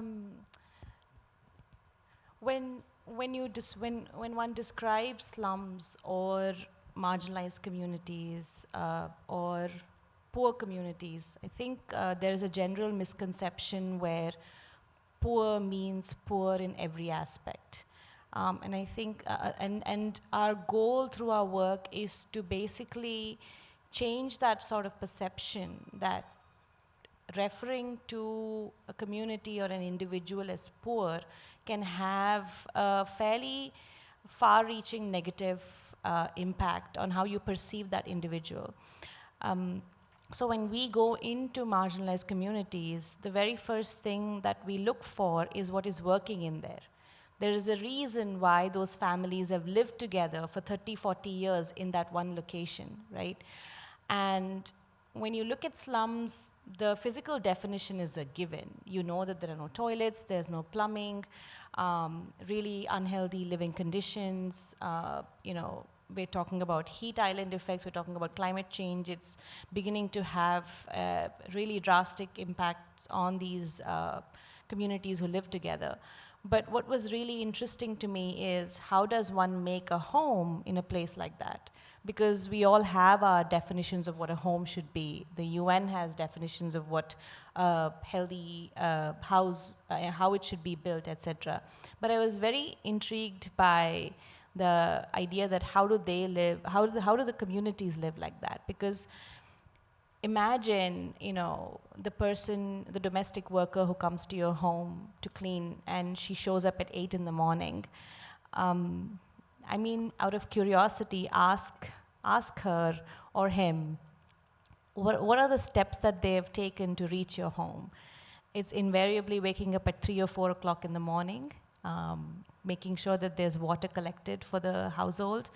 And if it's a woman, she's cooked 2 or 3 meals for the day and gotten her kids ready, and then she shows up at your home where she's ready with your cup of chai before you wake up. They're negotiating from the time they wake up in the morning and till the time they go to bed in the evening. And I think that is strength, that is resilience. So the question that we're asking through our work is, how does one, understand that level of resilience that's inbuilt in these communities, respect the fact that they've built that over decades, celebrating with each other. I'm sure neighbors fight. I mean, neighbors fight everywhere, right? There are conflicts, overcoming all of that and continuing to build a life in what we would consider inadequate living conditions. So for us, architecture and design is just a tool. It's a logistical issue. The complexities come in the form of the socio-cultural aspects of these neighborhoods, the socio-economic challenges that they face. So we kind of use design as a way to engage with these communities and figure out how can we, working alongside them, improve where they live, where they work. And now increasingly, we need, there is attention and focus on play and recreation. Your economic background doesn't matter. Everybody deserves recreation. Everybody deserves play. So I'm hoping that answers your question. Thank but you. That's really Thank how you so we much. work. Yeah, thank you. That made a lot of sense.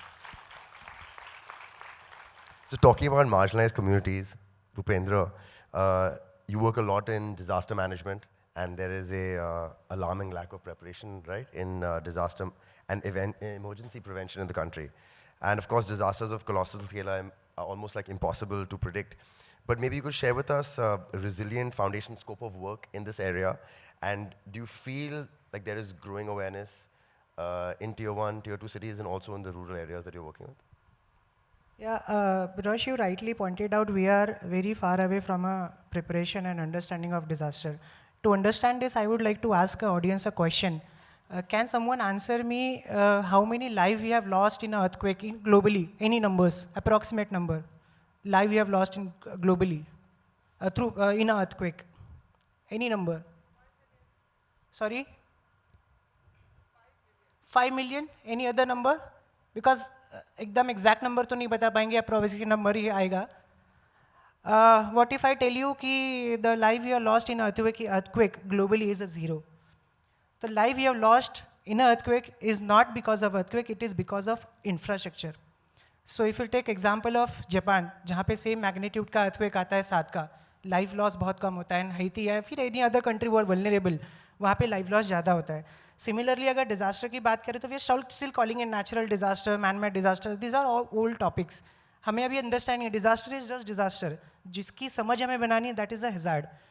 अभी worldly as a community we have moved from disaster management to disaster risk management. Risk को समझ रहे हैं, how we can manage the risk, hazard, vulnerability, exposure and all. उस पर काम कर रहे हैं. And I believe कि whether it's urban rural, or any city and any village, we are far from preparation. We are far from understanding a disaster.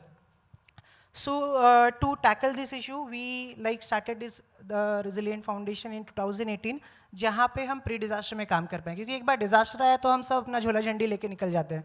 मतलब कोई कपड़ा लेके जा रहा है, कोई खाना लेके जा रहा है, हर कोई रिस्पॉन्ड करता है जैसे जिसको पॉसिबिलिटी हो. बट अगर आपको डिज़ास्टर मैनेजमेंट करना है तो उसको पहले ही कर सकते हैं, बाद में नहीं कर सकते. बाद में obviously there are lots of effort, और जितना आपको ₹1 पहले आप इन्वेस्ट करते हो, यू हैव टू इन्वेस्ट ₹8, ऐसा कोई रिसर्च कहता है. हमारे तनवीर साहब भाई साहब कह रहे थे हमें जस्टिफाई करना पड़ता है बार बार हर चीज़ को. सो देयर आर रिसर्च कि आप प्री डिज़ास्टर पे काम करो तो आप कम्युनिटीज़ के जो लॉस हैं उसको कम कर सकते हैं. तो उसी को लेके हमने काम किया, और अभी तक अगर मैं रेजिलिएंट फाउंडेशन के काम की बात करूँ तो फेयरली इन 5-6 सालों में हमने we have train more than 15,000. बहुत छोटा नंबर है, बट आई फील प्राउड कि जब मृत्युंजय दूत जैसे एक अगर एग्जांपल लूँ, we trained highway traffic police across Maharashtra, और हर साल लगभग 1000 से ज़्यादा जाने वो जो ट्रेनिंग करें हैं लोग, वो दे आर सेविंग इट. उसके अलावा we got an opportunity to work with Maharashtra government to design a module for Aapda Mitra. आपने सुना होगा, Maharashtra government has train 8,000 volunteer Aapda Mitra last year. We design that entire program for them, and UNICEF के साथ काम करके, महापिकोनेट के साथ काम करके we have contributed from our end. currently, and then you also pointed out about the vulnerability and then preparedness of a community. हमने NGO इसलिए शुरू किया because we believe कि most vulnerable अगर कोई है तो those are situated remotely and under resource, and that's why we started an NGO. ताकि क्योंकि हम उनसे पैसे नहीं ले सकते, तो हमें था कि हम बाहर से पैसे लेकर आएँ और उनके लिए काम करें. We prepared them for upcoming disasters. There are numbers, मैं भी उस पर बात नहीं करूँगा. There are again justification जो ये कहता है कि we are on a ticking time bomb. So I'll rest here, but we need to understand, and there are huge amount of preparation, prevention and mitigation efforts are needed. जिसमें से एक हमने देखा, एक देखा, और I guess बाकी सभी और आप लोग भी काम कर रहे हैं. Yeah, thank you. Thank you. Your work is so extensive. Thank you so very much. This is really powerful. So we've talked about marginalized communities. I wanted to talk a little bit about wildlife preservation. Pranab, I was fascinated by your work in biodiversity and conservation activities to preserve wildlife. And I was reading that the golden era in India's conservation movement was from the 60s to 70s, and after that, in the 90s, the zeal to promote wildlife conservation seemed to greatly dip. And you had a rescue and rehabilitation initiative to save the endangered greater adjutant Hagila bird in Assam in the 90s. I mean, that must have been incredible and really memorable. So I wanted to ask you, how did that initiative unfold, and what is the current state of wildlife conservation in India? Thank you. That's a topic very close to my heart, wildlife conservation, because that's where my journey into this field started. In fact, like I said, I was very fortunate to start early, and thanks to some of the early initiatives, I would say pioneering initiatives that were happening in and around where I was growing up. I was born and grew up in Assam, which is considered as one of the top biodiversity hotspots in the world. And in fact, this bird, the Hargila bird that you mentioned, Hargila is an Assamese name for greater adjutant. It's a very tall, it's about less than 4 feet. It's near about 4 feet. And it's an odd looking bird. The small lapel pin that I'm wearing, it's actually, it's the greater adjutant. So there was this scientist who came to Assam. He's actually from Assam. He was pursuing his PhD on greater adjutant in a place not very far from here, Bombay Natural History Society. Those are from Bombay, of course. It's a familiar name. It's one of the most recognized wildlife institutions in the world, and it has just completed about 140 years of its existence. So he came to Assam and collaborated with a grassroots conservationist, and taking the idea and inspiration from safety nets, which are installed in circuses, they start erecting safety nets around the nesting birds or nesting trees of greater adjutant, where very often chicks would fall and meet an untimely end. So from there, and as a student back then, I had the opportunity and privilege of working very closely, get some first-hand experience of hardcore wildlife conservation through this initiative. And now coming to what's happening today, I would like to give you one small example about the same bird. When this initiative was happening, and this is considered as one of the most pioneering and successful bird conservation efforts in the country. And back then, we had just about few hundreds, and today it is reaching about 2,000. So that is just world population. And this one bird, which is the range area is mostly around countries around South Asia, but predominantly we have large populations around Assam and Bihar. And this movement today, it has gone to the masses. It is a very different level of conservation today. Back then, it was an initiative of a bunch of people, passionate people about that bird, but today it has gone to the masses. It has also been blended with the need and the potential of generating livelihood for people. So as a result, it has now become a powerful movement. And now coming to what's happening today at the national level, as far as conservation, fortunately, we have a very senior wildlife conservationist sitting here, Kedar Goreji, who heads a very well-known wildlife conservation organization, the Corbett Foundation. So when I kind of look at his work, his team's work, or likes of Burma Natural History Society or other wildlife conservation organization, it gives me hope. And I know for sure, of course, this entire field, not only wildlife, but entire field of environment is it's a very dynamic field. The things are changing, challenges are changing, situations are ever changing. And so obviously you need to devise and come up with different innovative ideas to be able to protect wildlife and other resources. And the way, the amount of efforts that they are being put into by people around us, it gives me hope. And my heart, my chest swells with pride that, I came from that league of those 90s as a kid. And today, we may have challenges, but I know for sure it is in safe hands. Thank you. Thank you. Thank you.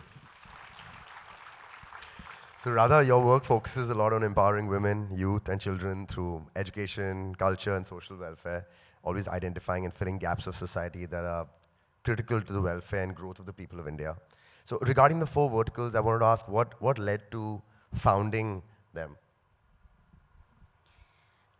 So I'm going to try and say this as short because I know there's a lot of work. So actually the way, so just to give a little intro before, but RPG Foundation works, like a seed entrepreneurial foundation where we come up with innovative ideas to problems in society, and we start them out as programs within the foundation, but over time scale them to become independent NGOs and kind of handhold them as they grow. We've started programs in education, in heritage revival, and a large program in the nature space, which will be very relevant for today's discussion. The way we look at what we do, we have a 3-pronged approach. One is that we try and find innovative solutions to problems that are being ignored in society. That for whatever reason, and as I explain to you the programs, you'll see why these are issues that are being ignored. We try and leverage our funding partners' strengths, and I say funding partners because we have funders now that are beyond RPG companies that are funding these NGOs. And third is we do whatever we do at scale. So we ensure that we build programs that are actually scalable and repeatable, to create a large impact. The first program we started was in the English education space. We picked English education because English is a clear enabler. The internet, large part of the internet is in English. It is our legal system, all our courts actually are in English, but we don't actually teach it in a good way in our schools.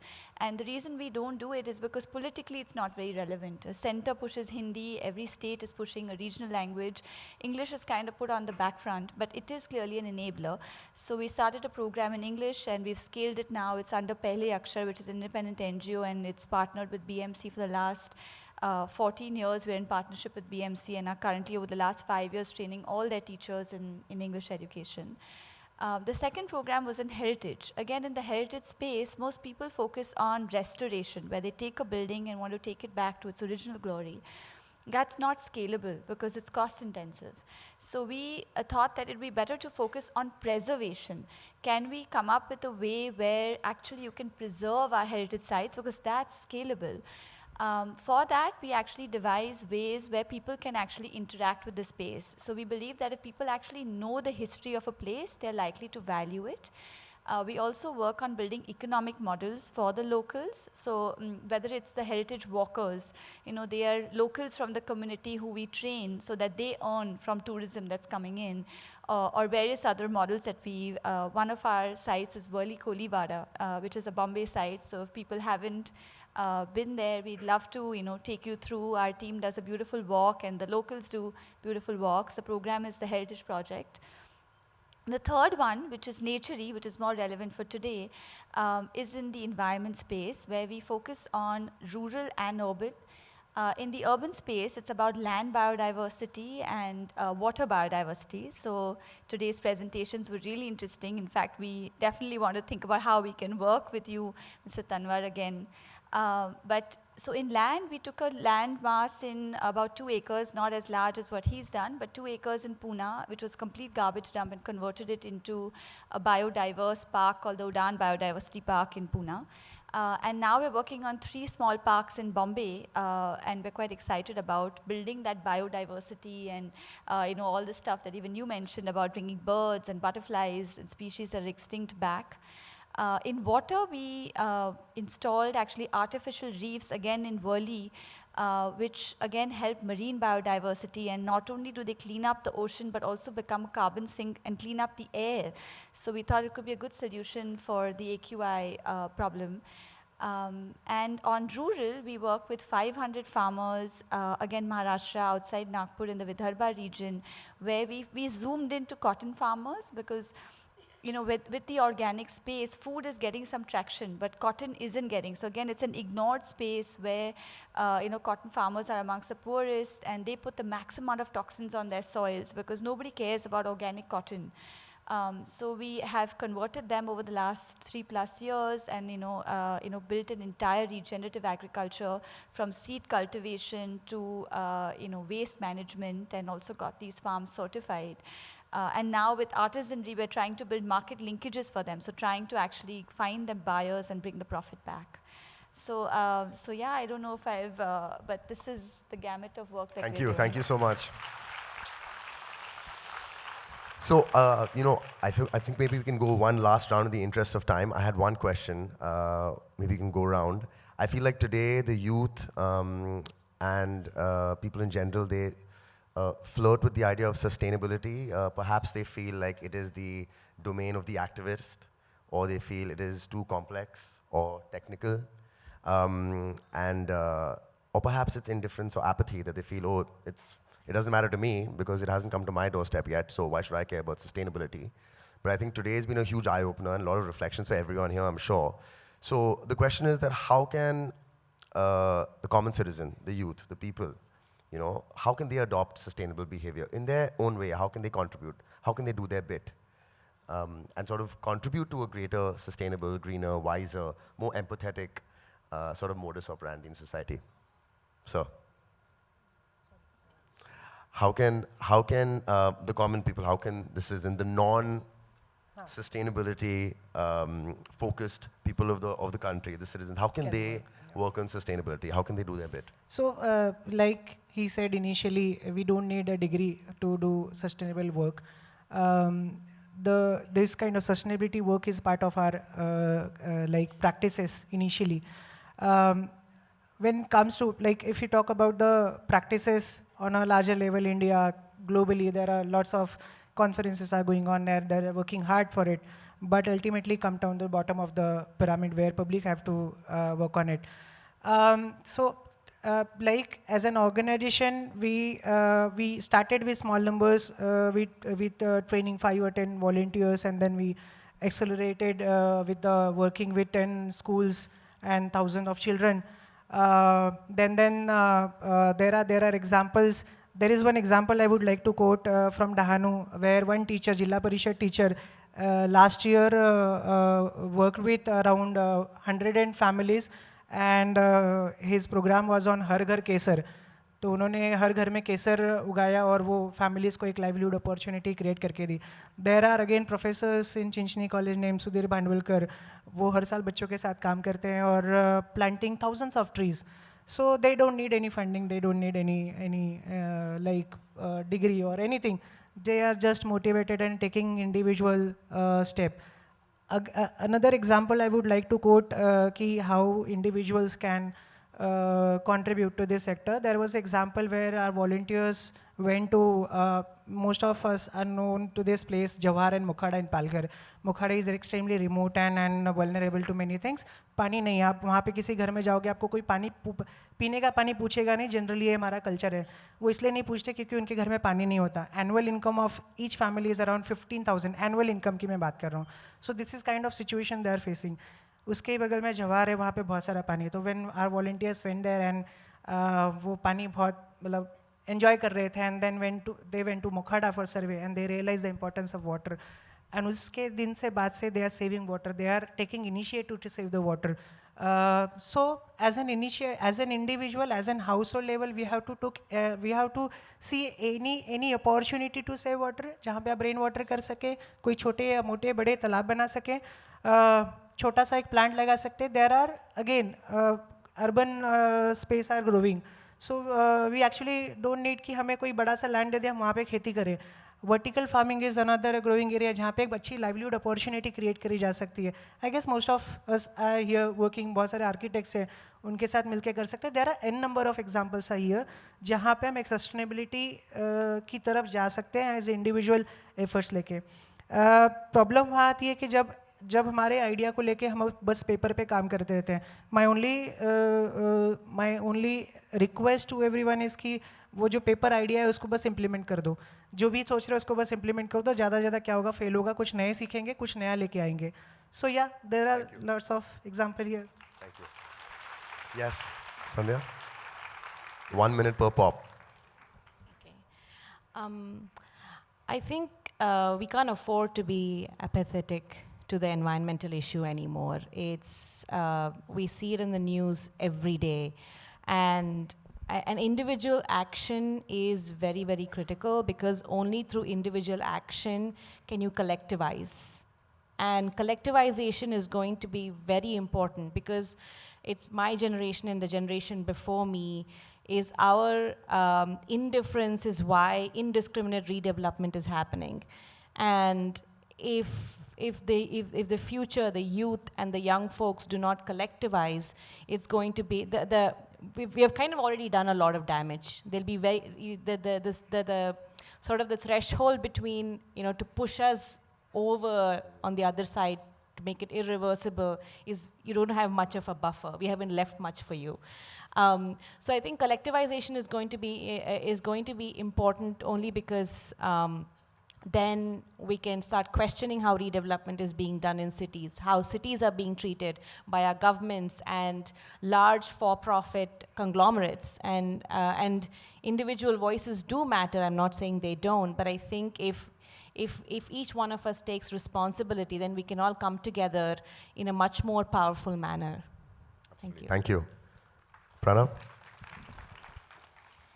Yeah, I think every small step matters. I think it's exactly what Sandhya mentioned, and maybe it's as little as saying that, because I know you don't find dustbins. Even I'm in working in urban spaces, and you just don't find dustbins. So maybe it's as simple as saying I'll carry my own garbage back home and dispose it at the right place, versus just throwing it somewhere, or if I hear a tap that's running, I'm going to switch it off, or it's becoming a champion, you know. So, I mean, I know I read somewhere that one plastic straw will take 1,000 years to become sand. I mean, that is just so sad. And, you know, whether you go to a Nadal Pani stand or get a cold drink and they put a plastic straw, be that champion to say, don't use plastic, you know. Tell that, you know, educate the person in front of you that this will take 1,000 years to become sand, and you really want that. So I think every small step is what I would say Thank you. matters.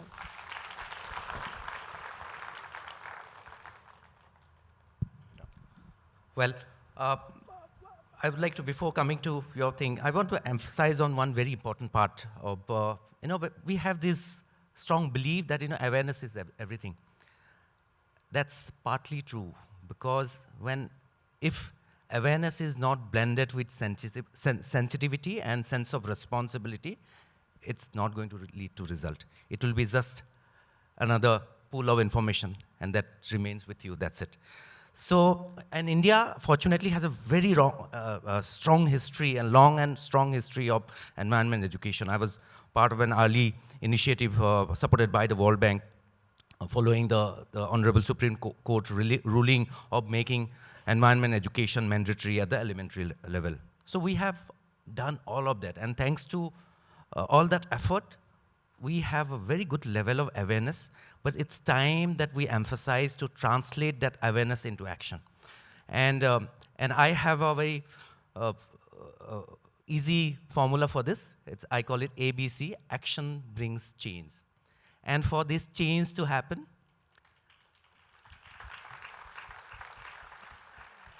as the father of the nation, Mahatma Gandhi, said, be the change you want to see in the world. And we need to be that change, and practice that change on an everyday basis. Remind yourself to be that change. And given today's critical environmental situation, I have another formula, which is very oftenly used in the life-saving practices. In the first aid, it's called CPR, cardiopulmonary resuscitation. But I have a different view on CPR. I call it combat climate change, prevent pollution, and restore our ecosystems, which my friend is also doing, Ramveer is doing. So these three areas, CPR, if we continue to do our beat on an everyday basis, no matter how big or small, I see light at the end of the tunnel. Thank you. Thank you. Thank you so much. Can we please have a huge round of applause for our incredible panelists? I think it's been a lot of learnings, a lot of take-backs, a lot of reflections, invaluable insight. And once again, thank you so much for the incredible work you're doing. And I'm sure it must be challenging sustaining the impact of the work. But I think all of us are also determined to support and do our bit. So thank you so much. And I pass it now back to the MC. Thank you so much. We took back so much. We are so inspired. And now I invite Ms. Shruti Nangia from Bharat Soka Gakkai to share the vote of thanks. Good evening, Amchi Mumbai! I extend my heartiest congratulations on the monumental third BSG Sustainability Conclave. And I extend my deepest gratitude to all our esteemed speakers and panelists for sharing such valuable insights with us today. So please allow me to highlight just a few personal takeaways that I could learn from today's discussions. So from Ramveer, we learned that how one person's firm determination, backed with a killer sense of humor, can really help achieve any goal, any target that we set our mind to. And Radha reminded us that where there is a will, there is a way. And when we want to create an impact, we will definitely find all the resources and multitask and manage everything together to be able to definitely do it. Sandhya enlightened us about how important it is to change the way we look at the world and embrace inclusivity as a conscious choice in our everyday actions. Bhupender inspired us with his personal story of impact, how we can use that one incident that has really affected us to ensure that it doesn't create any kind of suffering in anyone else's life. And Pranab's expertise shed light on how no step is a small step. No dream is small. One step at a time, one day at a time, we can really create lasting change in the world. Let's give them all a big round of applause.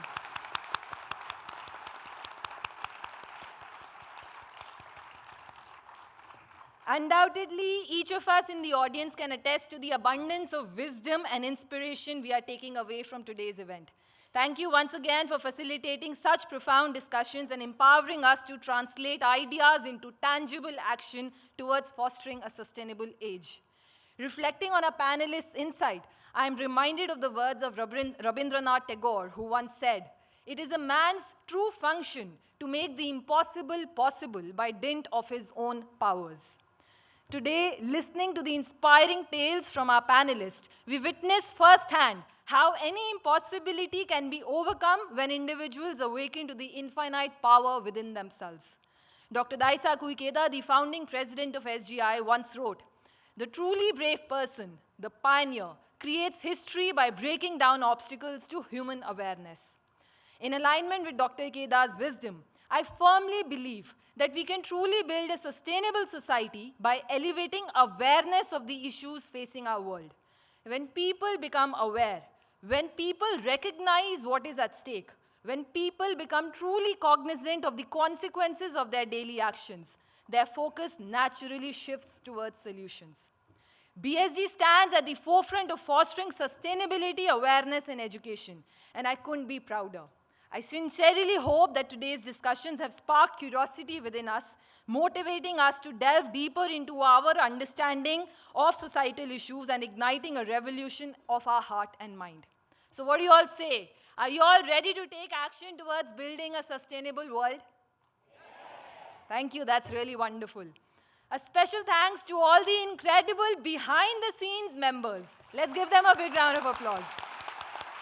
Including the tech team, the videography team, the photography team, welcome committee members, student division volunteers, cultural group members, our vibrant MC, moderator, and all our esteemed members present in the hall today. Big, big thank you to each one of you. Each of your dedication and enthusiasm is truly commendable. Thank you really very much for everything that you do every single day. Let this conclave not be an end, but a fresh beginning for all of us. Together, let's continue enhancing our understanding on sustainability and keep striving towards hand-building a brighter, more sustainable future. So as we come to the end of this conclave, I invite BSG Chairperson Mr. Vishesh Gupta to please join us on the stage to present mementos to all of our speakers as a token of our appreciation. May I also request our keynote speaker, Mr. Ramveer Tanwar, to please join us on the stage. Let's give them a warm round of applause.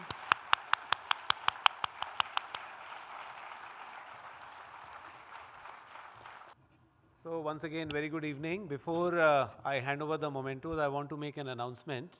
So inspired by Mr. Ramveer Tanwar, the Pondman of India, BSG has decided that we'll partner with his organization, Say Earth,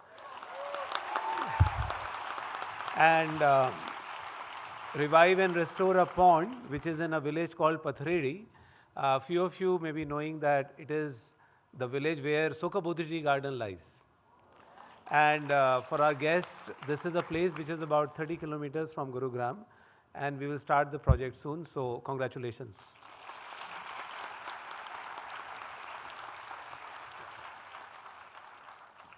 So we'll present the mementos, please, starting with Mr. Tanwar.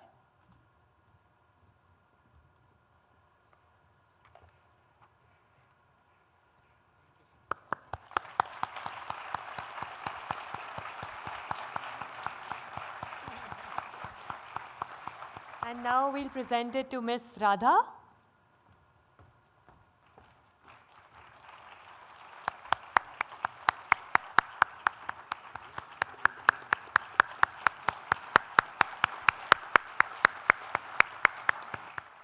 And now, Ms. Sandhya.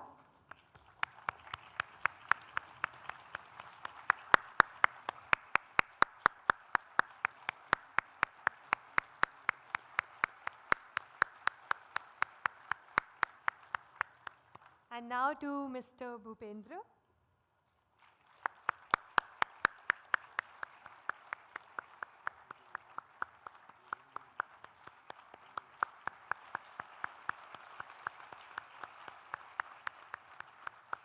And to Mr. Pranab.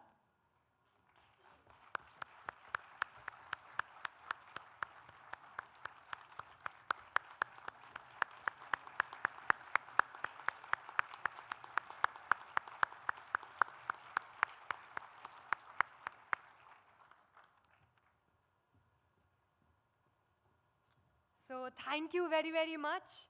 This concludes today's BSG Sustainability Conclave. I think it's a fresh start for all of us towards sustainable human behavior, adopting this behavior. So thank you so much for coming. And I request our speakers and the audience to please stay back for a commemorative photograph. Please follow the instructions by the photography team.